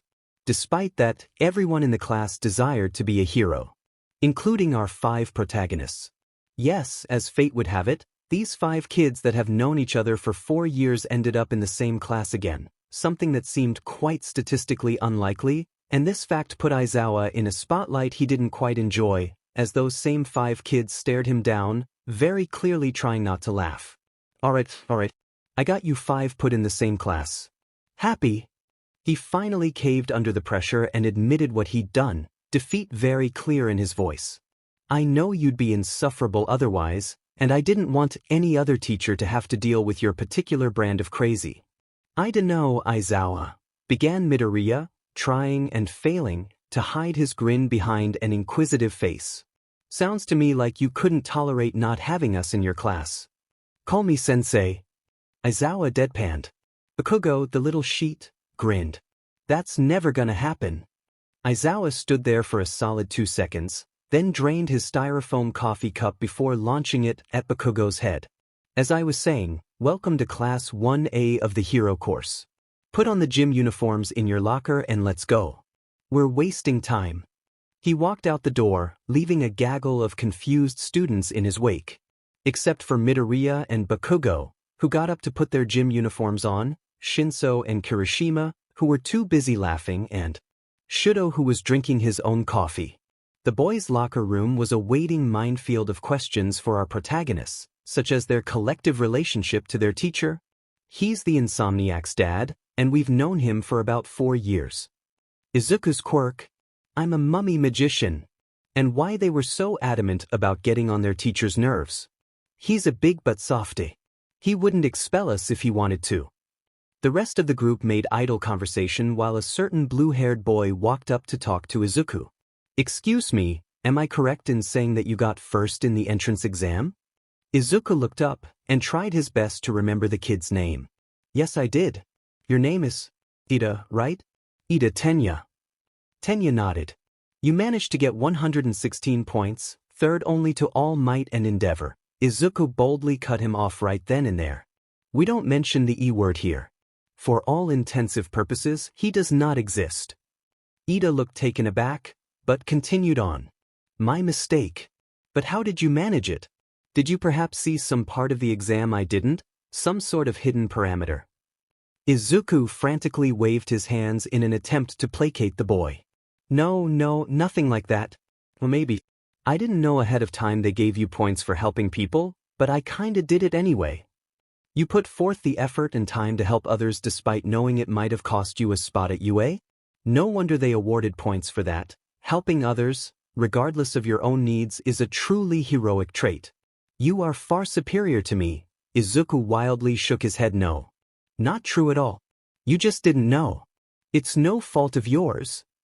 Today we're going to be doing a Quirk apprehension test. It'll help me test your limits and see where you need to grow. Midoriya, the boy in question, stepped forward.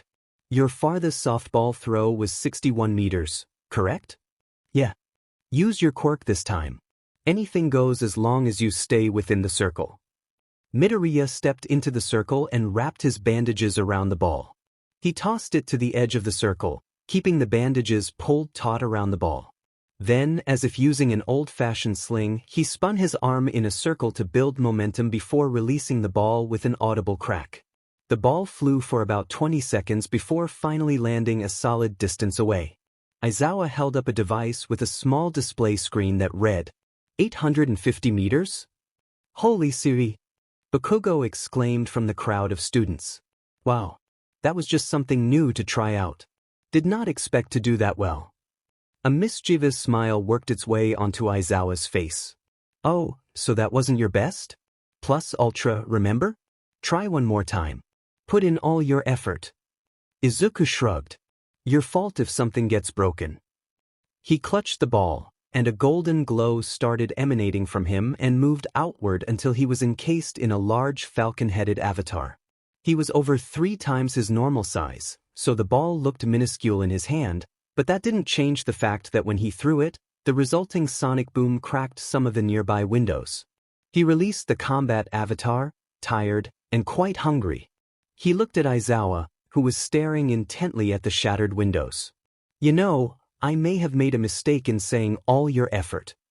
He then looked down at the device and smiled an unnaturally wide smile. Then again, I must say, the results justify the unfortunate collateral damage. Try to keep that to a minimum in the future. He held up the device for the class to see. 5,036 meters. The class was quiet for all of 3 seconds, before bursting into an uproar. We can't match that. So cool. Midoriya, what the hell? Izuku, how the hell? Deku, why the hell? He simply shrugged and replied. Plus Ultra, I guess.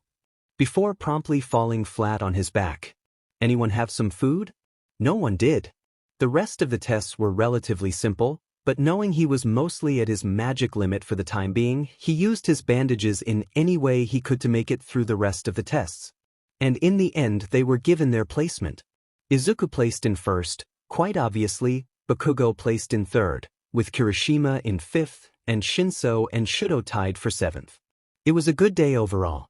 Welcome to my house, Miss Himiko. Please, make yourself at home. The young girl in front of him looked around the house, slightly confused. It's kinda small. You'd think the #1 hero would have a bigger house than this. He nervously scratched his head. He had not anticipated this. He'd barely prepared at all, in fact. Yeah, well, up until now, it's just been me living here. I'll be looking into moving soon if you are going to be living with me. But for now, this is it. Thanks for taking me in. The girl smiled, her fangs shining. If I had to live with my family anymore, her smile fell, and she gripped the hem of her long shirt tightly. I don't know what I would have done. The following 5 PRs were just the basic classes any old high school would have. Nothing too serious, except for the fact that each and every class was taught by a different pro hero. Present Mike taught English, their 2nd PRD class, and upon seeing the 5 of them walk into his classroom at once and take up the entire front row, he heaved a sigh and faked a smile, muttering, "Damn it, Aizawa," under his breath as the 5 of them stifled their laughter in order to not interrupt the class. After class, however, all of them, sans Shinso, were held back. So, he really did it, huh? And here I thought he was joking. He looked around to make sure Aizawa wasn't anywhere to be seen, before motioning for the 3 of them to move closer. Don't tell him I told you, but Aizawa ended up going to Netsu when he saw you all weren't in his class. He said it was because he had quote-unquote experience dealing with you all, but I beg to differ. Yamada. The telltale dry shout sounded from next door, and Present Mike took the brief interval of time before Aizawa got there to run at top speed down the hall to escape the man's wrath. Aizawa followed behind shortly, walking as though he'd catch up anyways, and knowing his reliably eerie habit of popping up in random places at inhuman speeds, he probably would. He stopped briefly in the classroom doorway and simply barked orders to get their next class, and ignore everything Present Mike had said. Midnight taught world and Quirk history, and while it was an interesting enough class on its own, the fact that it was taught by the R-rated heroine herself made it slightly awkward to say the least. Especially her habit of cracking her WHP at anyone who was dozing or distracted. This habit backfired once, when a kid in the back of the class with purple ball for hair jumped in the middle of his drawing and drew a long, dark line right in the middle of a drawing of their teacher. The poor kid immediately began tearing up slightly, and Midnight attempted to console him by saying that it wasn't a bad likeness and she'd be happy to pose for a few drawings, just not during class. This cheered him up slightly, but for the rest of the day he retained a melancholy tone of voice and continued to flip back to the ruined drawing. The rest of the day's classes were uneventful. Even being taught by pro heroes, math could only be a certain level of interesting. Which is not at all, by the way. But then it came. 7th PRD, Hero Basic Training. Taught by All Might and Aizawa. Wait, Aizawa? Indeed, the man himself was still downing a new cup of coffee and standing there with an unequivocally bored expression, while All Might looked particularly nervous in a way that was only distinguishable if you knew him decently well. Today you're going to be doing battle training, Aizawa said, having evidently finished the coffee, but still holding onto the cup. All Might asked me to tag along because he has, and I quote, no DMN idea what he's doing. And having watched him fumble for the past 6 PRDs, I can definitely agree with that sentiment. That said, at the very least he asked for help. All Might visibly deflated at the continued affrontation, and no, not in that way. However, he squared his shoulders and began to speak. Thank you very much, Aizawa, although you could stand to pull your metaphorical punches when I have plenty of dirt to spill on you. He coughed lightly before continuing, throwing a small wink in Hitoshi's direction. That said, let us continue with the instruction for the battle trial. Today, you will be doing indoor battles. He pulled out a small pamphlet and began to read. There will be 2 groups for each exercise. A hero team that will be searching for the false explosive located somewhere in the building, and a villain team that will be attempting to evade the heroes, hide the explosive, and defend it until the time runs out or both heroes are captures. The heroes can also opt to capture the villains instead of going for the explosive. Aizawa gave a dry, humorless smile in All Might's direction. One would think after reading that for 6 class PRDs you would be familiar enough with it to not have to look at it. A look at that. Apparently he wasn't done with his coffee, because he took a slow, condescending sip to punctuate those words. One would think living with Yamada would give you some patience. All Might retorted, causing Aizawa to start coughing and sputtering, and causing half the class to double over with laughter. That said, in order to choose the teams we will be, he pulled out a small box with about 20 small slips of paper. Drawing lots. Ida raised his hand from the back of the classroom. All Might Sensei, would it not be more beneficial to choose our own groups, rather than this randomized method, in order to maximize quirk matchups and combat potential? Meanwhile, Izuku shook his head, prompting Aizawa to call on him. Midoriya, do you have a reason why that wouldn't be a good idea? Izuku nodded, and moved forward to stand in between All Might and Aizawa, before wrapping a number of bandages around his neck in the same disheveled fashion as Aizawa's infamous capture weapon and ruffling his not quite long enough hair to be as messy as the hero himself. In a real combat situation, he began, putting on a banasic tone of voice. You won't be able to pick and choose what heroes show up to help you fight. A real hero must be prepared to work with anyone to get the job done. Now, stop wasting time and let's get on with it already.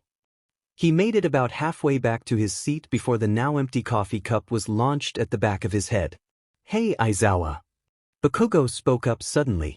Think if we dyed his hair black and had him stand there for a day, the rest of the class would even be able to tell the difference?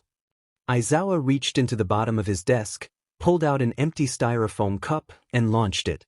Oh, and before we go, All Might pressed a button, which appeared comically small in his gigantic hands, and a set of panels on the wall folded out, to reveal a large number of briefcases, each marked with a number 1 through 21. They say clothes make the man, and that's especially true of heroes.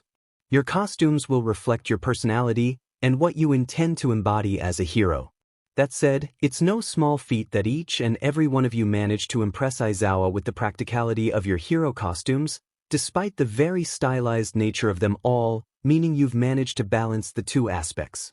Aizawa chose that moment to cut in after a good 45 seconds of silence. That said, there are a few complaints I had. Midoriya, mind telling me why you wanted to put some decorative bracelets on when your wrists are where your bandages would be most versatile? Mind telling me why your costume has no armor anywhere except for your goggles? And that barely counts. Seriously, sir, I redesigned your costume while I was making mine, and I definitely think my design would be a lot more rational. Izuku tossed his notebook and Aizawa caught it on reflex. He flipped through to his chapter, and his eyes widened. Holy shit, this kid was good at his analysis. Goggles designed with non-refractive, carbon fiber reinforced, one-way glass, bracers designed to shoot his capture weapon instead of it sitting on his shoulders, visible metal for shoulder and upper arm padding, and detailed explanations on how everything else had light armor. It was DMN near perfect. I take it you like the design? Aizawa whipped out his phone, took a picture, and forwarded it to his costume designer. Midoriya, if nothing else, I'm glad you chose to be a hero and not a villain. You could take down every hero quirkless if you really tried with your analytical skills. Izuku shrugged. Alright, the PRD is almost a quarter of the way through, so if we don't get a move on now, we might have to extend the exercise into tomorrow's class. All Might briefly explained. Unless we want to make the battle time shorter, or extend into tomorrow's class time, you all only have around 5 minutes to get dressed and get down to Gym Gamma. Now that got the class going. In a methodical, orderly fashion that seemed critically unnatural for high school kids, the class of 20 made to get the suitcases that contained their costumes, and got the hell out of Dodge. The 4.5-minute mark hit, and the students were ready to go. And at least 5 of them were over their costumes from the get-go. One kid in particular, the same kid with purple ball for hair that Izuku had noted as someone to talk to whether the others wanted him to or not, seemed to be bemoaning his failed costume. Of all things, why a diaper? Izuku wished he could argue, or say that the costume looked good anyway, but he just couldn't. It really just looked like a diaper. That said, he'd already mapped out several revisions to the kid's costume in his head, with the number 1 objective being for him to get rid of the diaper briefs. I would say I'm astounded, but that's an understatement. You've all done well to establish such well-designed costume. All Might's eyes landed on 2 kids in particular.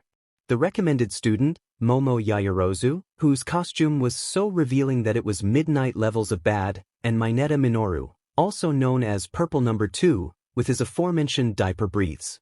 Well, most of you have, anyway. All Might lightly coughed into his hand, before forging on. That said, everyone come up and draw your lots. Team A, Kaminari Denki and Kirishima Eijiro. Team B, Ojiro Mashireo and Sato Rikido. Team C, Ashido Mina and Uraraka Ochako. Team D, Midoriya Izuku and Bakugo Katsuki. Team E, Mineta Minoru and Jiro Kyoka. Team F, Shoji Mizo and Tokoyami Fumikichi. Team G, Shinso Hitoshi and Midoriya Shudo. Team H, Azui Tiu and Ida Tenya. Team I, Aoyama Yuga and Koda Koji. Team J, Shiro Hanta and Yayoro Momo. Well then, if the teams are decided, let's draw the teams who will be fighting against each other. Aizawa brought in a bingo machine and rolled it twice, drawing Team D as the heroes and Team G as the villains. Well, what are the goddamn odds of that? Apparently just high enough for it to actually happen, which on its own was cause for Aizawa to fall to the ground, having bypassed laughter and gone straight to crying, and Izuku was right there with him, while the others were just barely maintaining composure at seeing their bland, scarcely emotive teacher having a laughter breakdown. All Might finally put an end to the madness by reminding them of their limited time frame, though if the stagger in his voice was anything to work off of, he was just barely containing his laughter as well. Now, let the battle trials begin. The villains were given a 5-minute planning window, and with Hitoshi and Shoto as their adversaries, Bakugo and Midoriya were prepared for a hardcore game of tactics.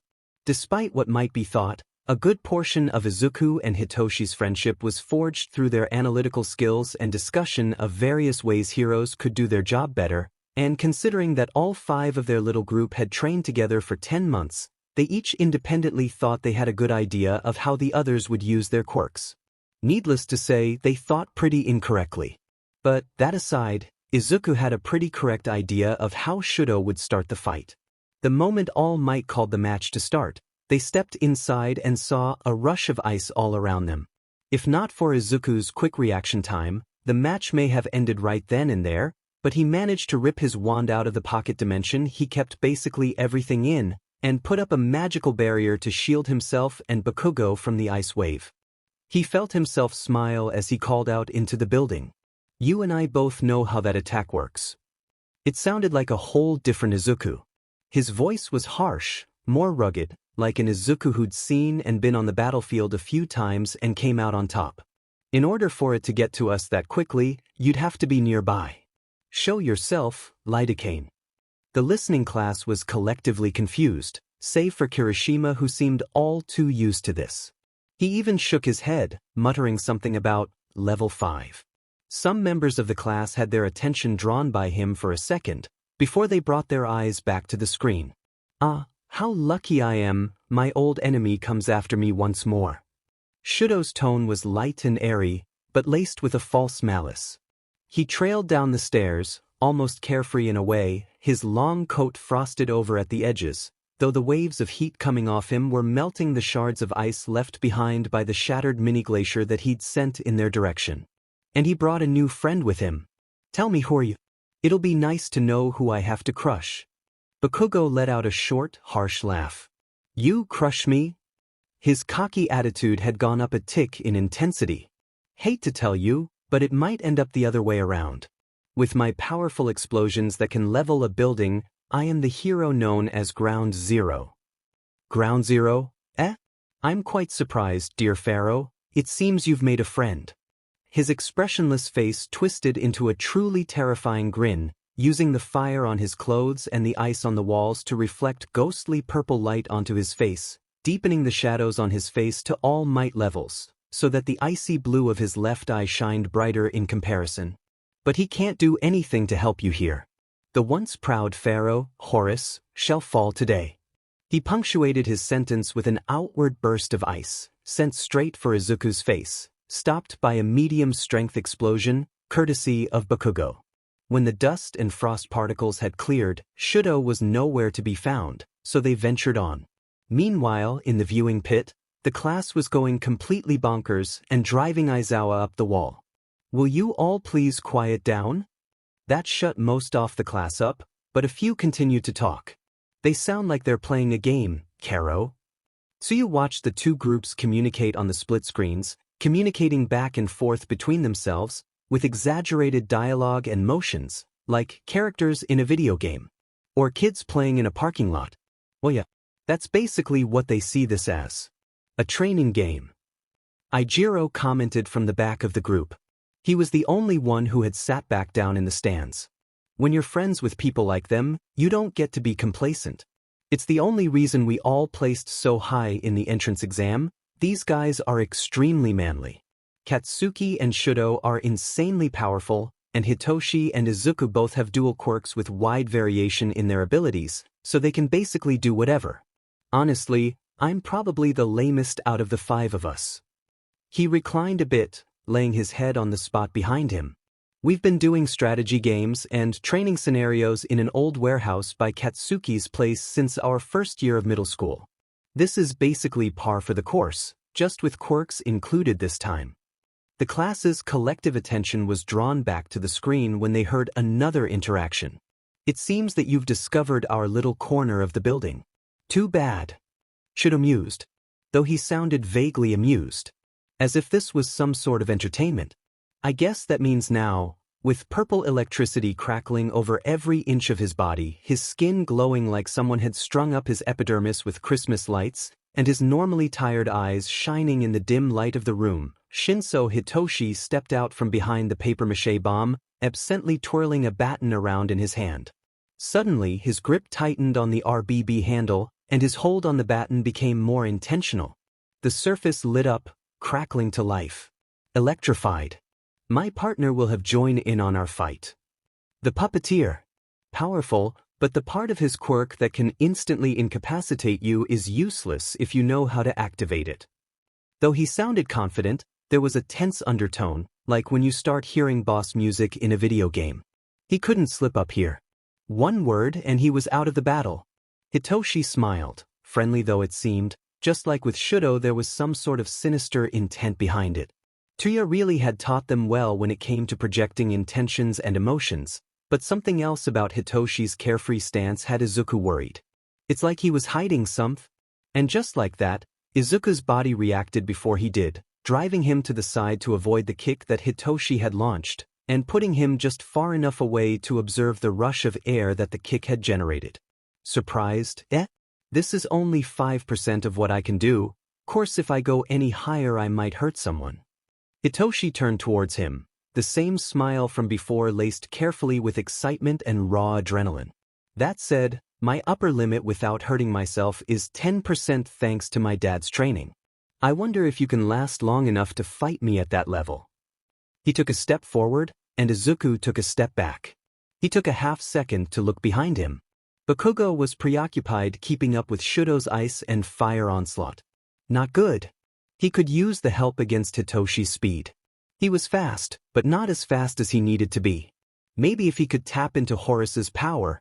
He barely had a second to even consider it before Hitoshi was on him again. This time he used his wand for a defensive spell instead of dodging. It worked, but the impact felt like he'd been hit by a truck. Needless to say, he was sent sprawling. And so it continued like that. He dodged Hitoshi's attacks as best he could, missing by only a few centimeters a number of times, before one punch hit its mark. It hurt. Badly. He used a small burst of outward magic to send Hitoshi back before he coughed harshly.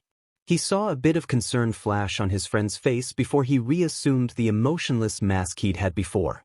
Okay, he couldn't afford to get hit like that again. It's now or never. He closed his eyes and stood up, letting the familiar feeling of magic wash over him, but keeping it bubbling beneath the surface. Any outside viewer would have seen his scara turn black as he was bathed in a light gold glow.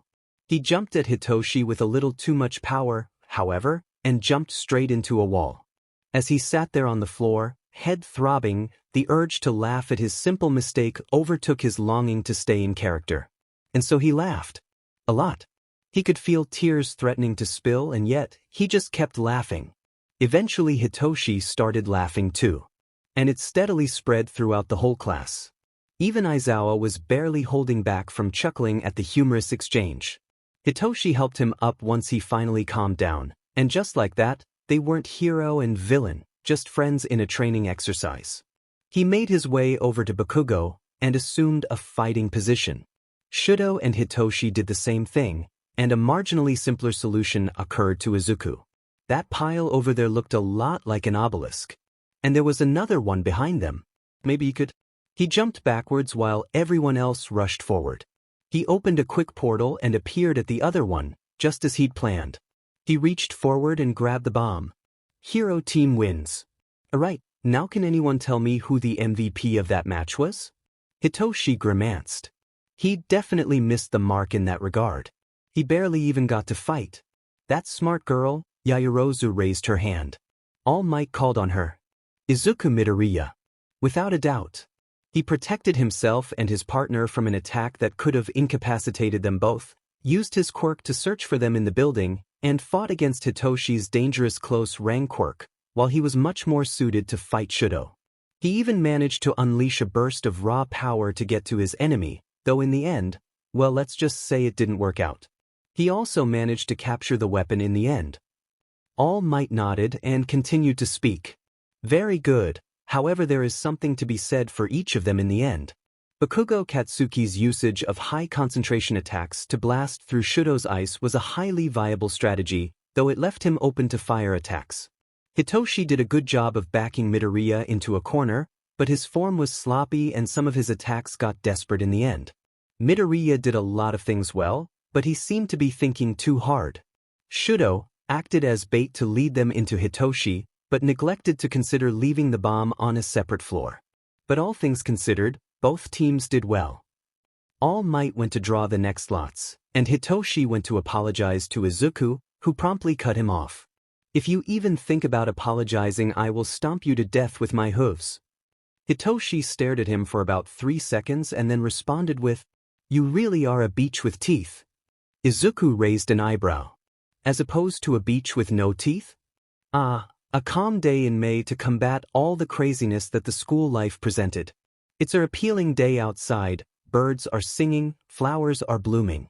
On days like this, kids like you are enjoying a calm weekend with your mom, demon servant, brother, and your best friend. Uno," Izuku said calmly. He took a moment to look up at the rest of the group's expressions. Katsuki looked like he was about to snap, Shoto and Inko looked plain old exasperated, and Tsukashu was silently mourning the fact that he still didn't understand the rules that well. What would this be, Izuku's 5th win in a row? Not that he was counting, of course. Bakugo went to draw and smiled. He played his card. What to draw for? Take that, Deku. Oh no. He looked so happy, Izuku almost felt guilty about what he'd saved as a just-in-case measure. Almost. He played a second draw for. Bakugo's smile wavered and fell, as his arms landed slack at his sides. Shoto threw his cards in the air, and laid on his back. "Izuku, you cannot end a round on a draw 4. That's almost as bad as earthquaking a man to death." Izuku looked terribly taken aback by this statement, stuttering and sputtering for a moment before responding.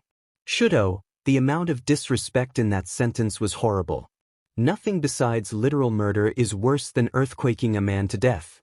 It's beyond disrespectful. It's mortifying. It's absolutely life-destroying." The complete sincerity in Izuku's voice left Bakugo reeling. "Okay, I admit it's bad, but there are worse things. Besides, on that principle, dead riser and dead weight are in the same boat because it's guaranteed damage." Izuku nodded. "True, but consider, its effects are not only on a single person, but also preventable if the person gets moved beforehand in some way. Plus, the issue with earthquake also lies with the fact that it's an instant hit." Katsuki scowled. "Then my problem lies with the fact that you're correct, meaning there's nothing I can argue against your point." Tsukashu had apparently gone to the kitchen at some point to get something to drink, and had decided to grab everyone else something too. How polite of him. However, there's only so much you can carry with tentacle wings. As he attempted to walk back, he slipped on the hardwood flooring, again, bird talons, and the various cans of soda went down with him. As he fell, he was embraced by a faint green glow, along with the cans, before any of them would have hit the ground, something that would have caused quite the mess. "I really need to find you some kind of grip sandals, Tsuku. This is the 3rd time this week." The bird demon violently shook his head. "These nice vests were enough money spent on me, Inko. I'll be fine, I just need more practice. Or to not run in the house." Inko shook her head. "Gosh, the 4 of you are so similar. You never ask for help, even when you need it. It's astonishing, completely different backgrounds, and completely different personalities otherwise, and yet you all have that one trait in common." She checked that wall clock and stood up. "It's almost 6. I had better get started on dinner. Katsuki, are you staying over, or are you headed home?" He stretched and stood up. "Thanks for the offer, but I ought to get home. The old hag'll get worried if I don't get home before sunset." He walked to the door, before pausing to grab at least 20 of the Tootsie Rolls from the bowl on the counter. "See ya, Annie. Later, Deku." He walked out the door, leaving 3 very confused Midoriyas behind. And one Tsukusu, who had started to boil water for soba. 1 year, 2 months, and 12 days since he was arrested for child abuse, domestic abuse, embezzlement, attempted murder, and SXL assault of a minor.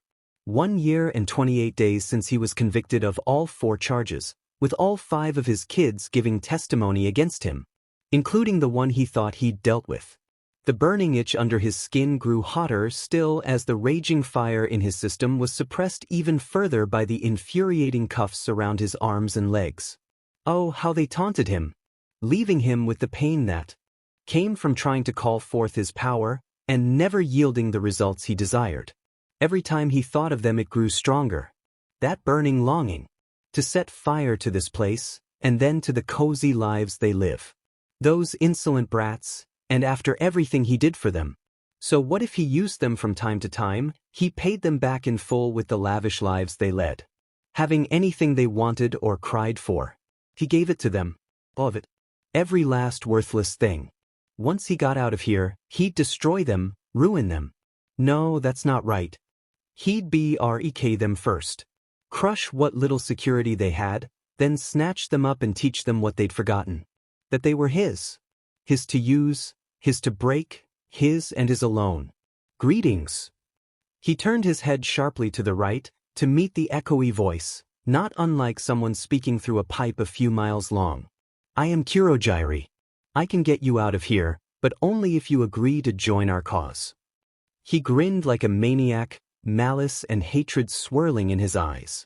I'll join you so long as I get what I want in return. The glowing yellow amongst the swirling purple grew brighter. Excellent. The portal grew larger and moved forward, depositing him on the floor of a bar. A man with disheveled blue hair and very dry skin looked up from his crossword, but didn't turn his head at all. That was fast. I suppose this means you're going to be working with us. In that case. He stood up and turned to face him. Right in the middle of his face was a severed hand. I am Tamura Shigaraki. Welcome to the League of Villains. Making their way into the school building, our heroes were met with heavy resistance in the form of the worst scavengers in the world. News reporters. The media was wild in front of the gates, having learned that All Might would be teaching there, and fishing for the tiniest scraps of information from the students about him as a teacher. Not even our protagonists were safe, until Izuku put up a parting shield to forge a path to the gates. Aizawa was waiting for them there, trying to keep them away from the students. You're not supposed to use your quirks out of class, but for this alone I'll allow it. He grit his teeth as he shoved his way through some reporters that got a bit too close. The media are nothing but a bunch of vultures. We ought to have a class just on dealing with them. He got them through the disaster area and told them to head on to class. They kept walking, even upon hearing the metal gates of the UA barrier crash down. No one noticed the scrawny, blue-haired man in the background. The class was running in typical high school fashion before Aizawa arrived, which is to say, absolute chaos. While the rest of the class seemed to be a complete travesty, our 5 heroes were concentrated around Izuku's desk, playing a quick game of Uno, since Izuku had mistakenly threw the cards in his backpack the other day. The majority of the class returned to their seats when the bell rang, and the rest definitely did when Aizawa walked in. However, they seemed inclined to do no such thing. One would think UA students that have known me for so long would know not to push my buttons like this.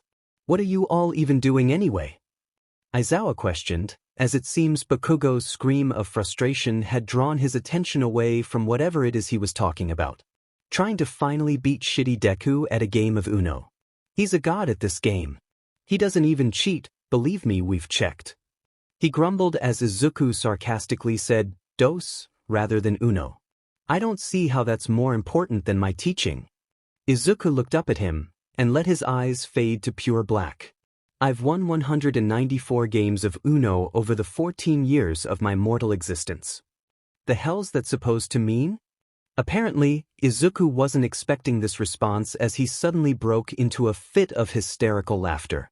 That, however, didn't stop him from winning for the 195th time when his next turn rolled around. In his wake, by which I mean the simple action of packing up the cards so they could actually pay attention, he left a completely disconnected Bakugo, a resigned Shoto, a completely over it Hitoshi, and a raving Kirishima. Are you 5 done? Because I've got something important to talk about. The whole class looked on in anticipation. You all have to pick a class president. That's so normal. Immediately, most of the class began trying their hand at gathering supporters. Of course, Aside from our first row and one such Tenya Ida in the back. We should hold a democratic election in order to find out who is best suited for the class president. He suddenly shouted, surprising a number of students, and mildly confusing one frog girl. But Ida, said Azui, won't everyone just vote for themselves? He nodded. Exactly, so whoever gets more than one vote will be the most viable leader. That got most of the class in agreement. He turned towards the front of the classroom, presumably to ask if Aizawa was okay with that development, only to be cut off by a simple hand wave. I don't care about how you do it, just get it done. In the undeniable 30 minutes it'll take to get this done, I'm going to sleep. He punctuated that statement by pulling out a yellow sleeping bag and retreating into the closet. He does realize Izuku sleeps in a sarcophagus, right? Aizawa then left the closet, sent Shoto a glare, and walked out into the hallway. Izuku also leveled Shoto a look that screamed, I'm extremely unamused. You know people will start making conspiracy theories if you keep this up, right? I'm not trying to be Hitoshi's brother and yours. Ida cleared his throat to recall attention. Either way, let's begin the voting process. I don't think it'd be the most efficient use of our time to do some sort of introduction, so we'll simply vote based on the impressions we've gotten of our classmates and our performance in the battle trials. Whoever receives the most votes will be class president, and whoever receives the second most votes will be vice president. Yeah, we get it, glasses. If you keep yapping we'll run out of time, so let's get a move on. Bakugo interrupted Ida's miniature spiel in his usual manner, loud and rude but only if you don't know him. You. He pointed to Yaoyorozu who jumped after suddenly being called into attention. Make 20 tiny slips of paper and a small box. When she gets done grab a piece of paper and write who you think is best suited for class president. And don't vote for yourselves. It's just flat out stupid. 3 minutes later and I got 9 votes? Izuku's shout of confusion lined up perfectly with Bakugo's joyful exclamation at having gotten 7 votes. Aizawa walked back in. Alright then, it's settled. Midoriya is class president, Bakugo is vice president. Now get to lunch. The bell rings in 3 seconds. As per usual, Aizawa was right on time. The bell rang a few seconds later, and the class rushed to gather their things and get to lunch. And time for the author to break the fourth wall and say I'm tired of typing our 5 protagonists, and please give me some other way to address them. Either way, they sat in their usual lunch configuration waiting for whatever classmate wanted to join them today and make the number at the table an even 6. Today it was the runt of their class, Mineta Minor. He sat down with his lunch, nothing but a box of rice, some fish and way too much fruit. Produce department levels. At least 2 of 5 different types of apples, 8 bananas.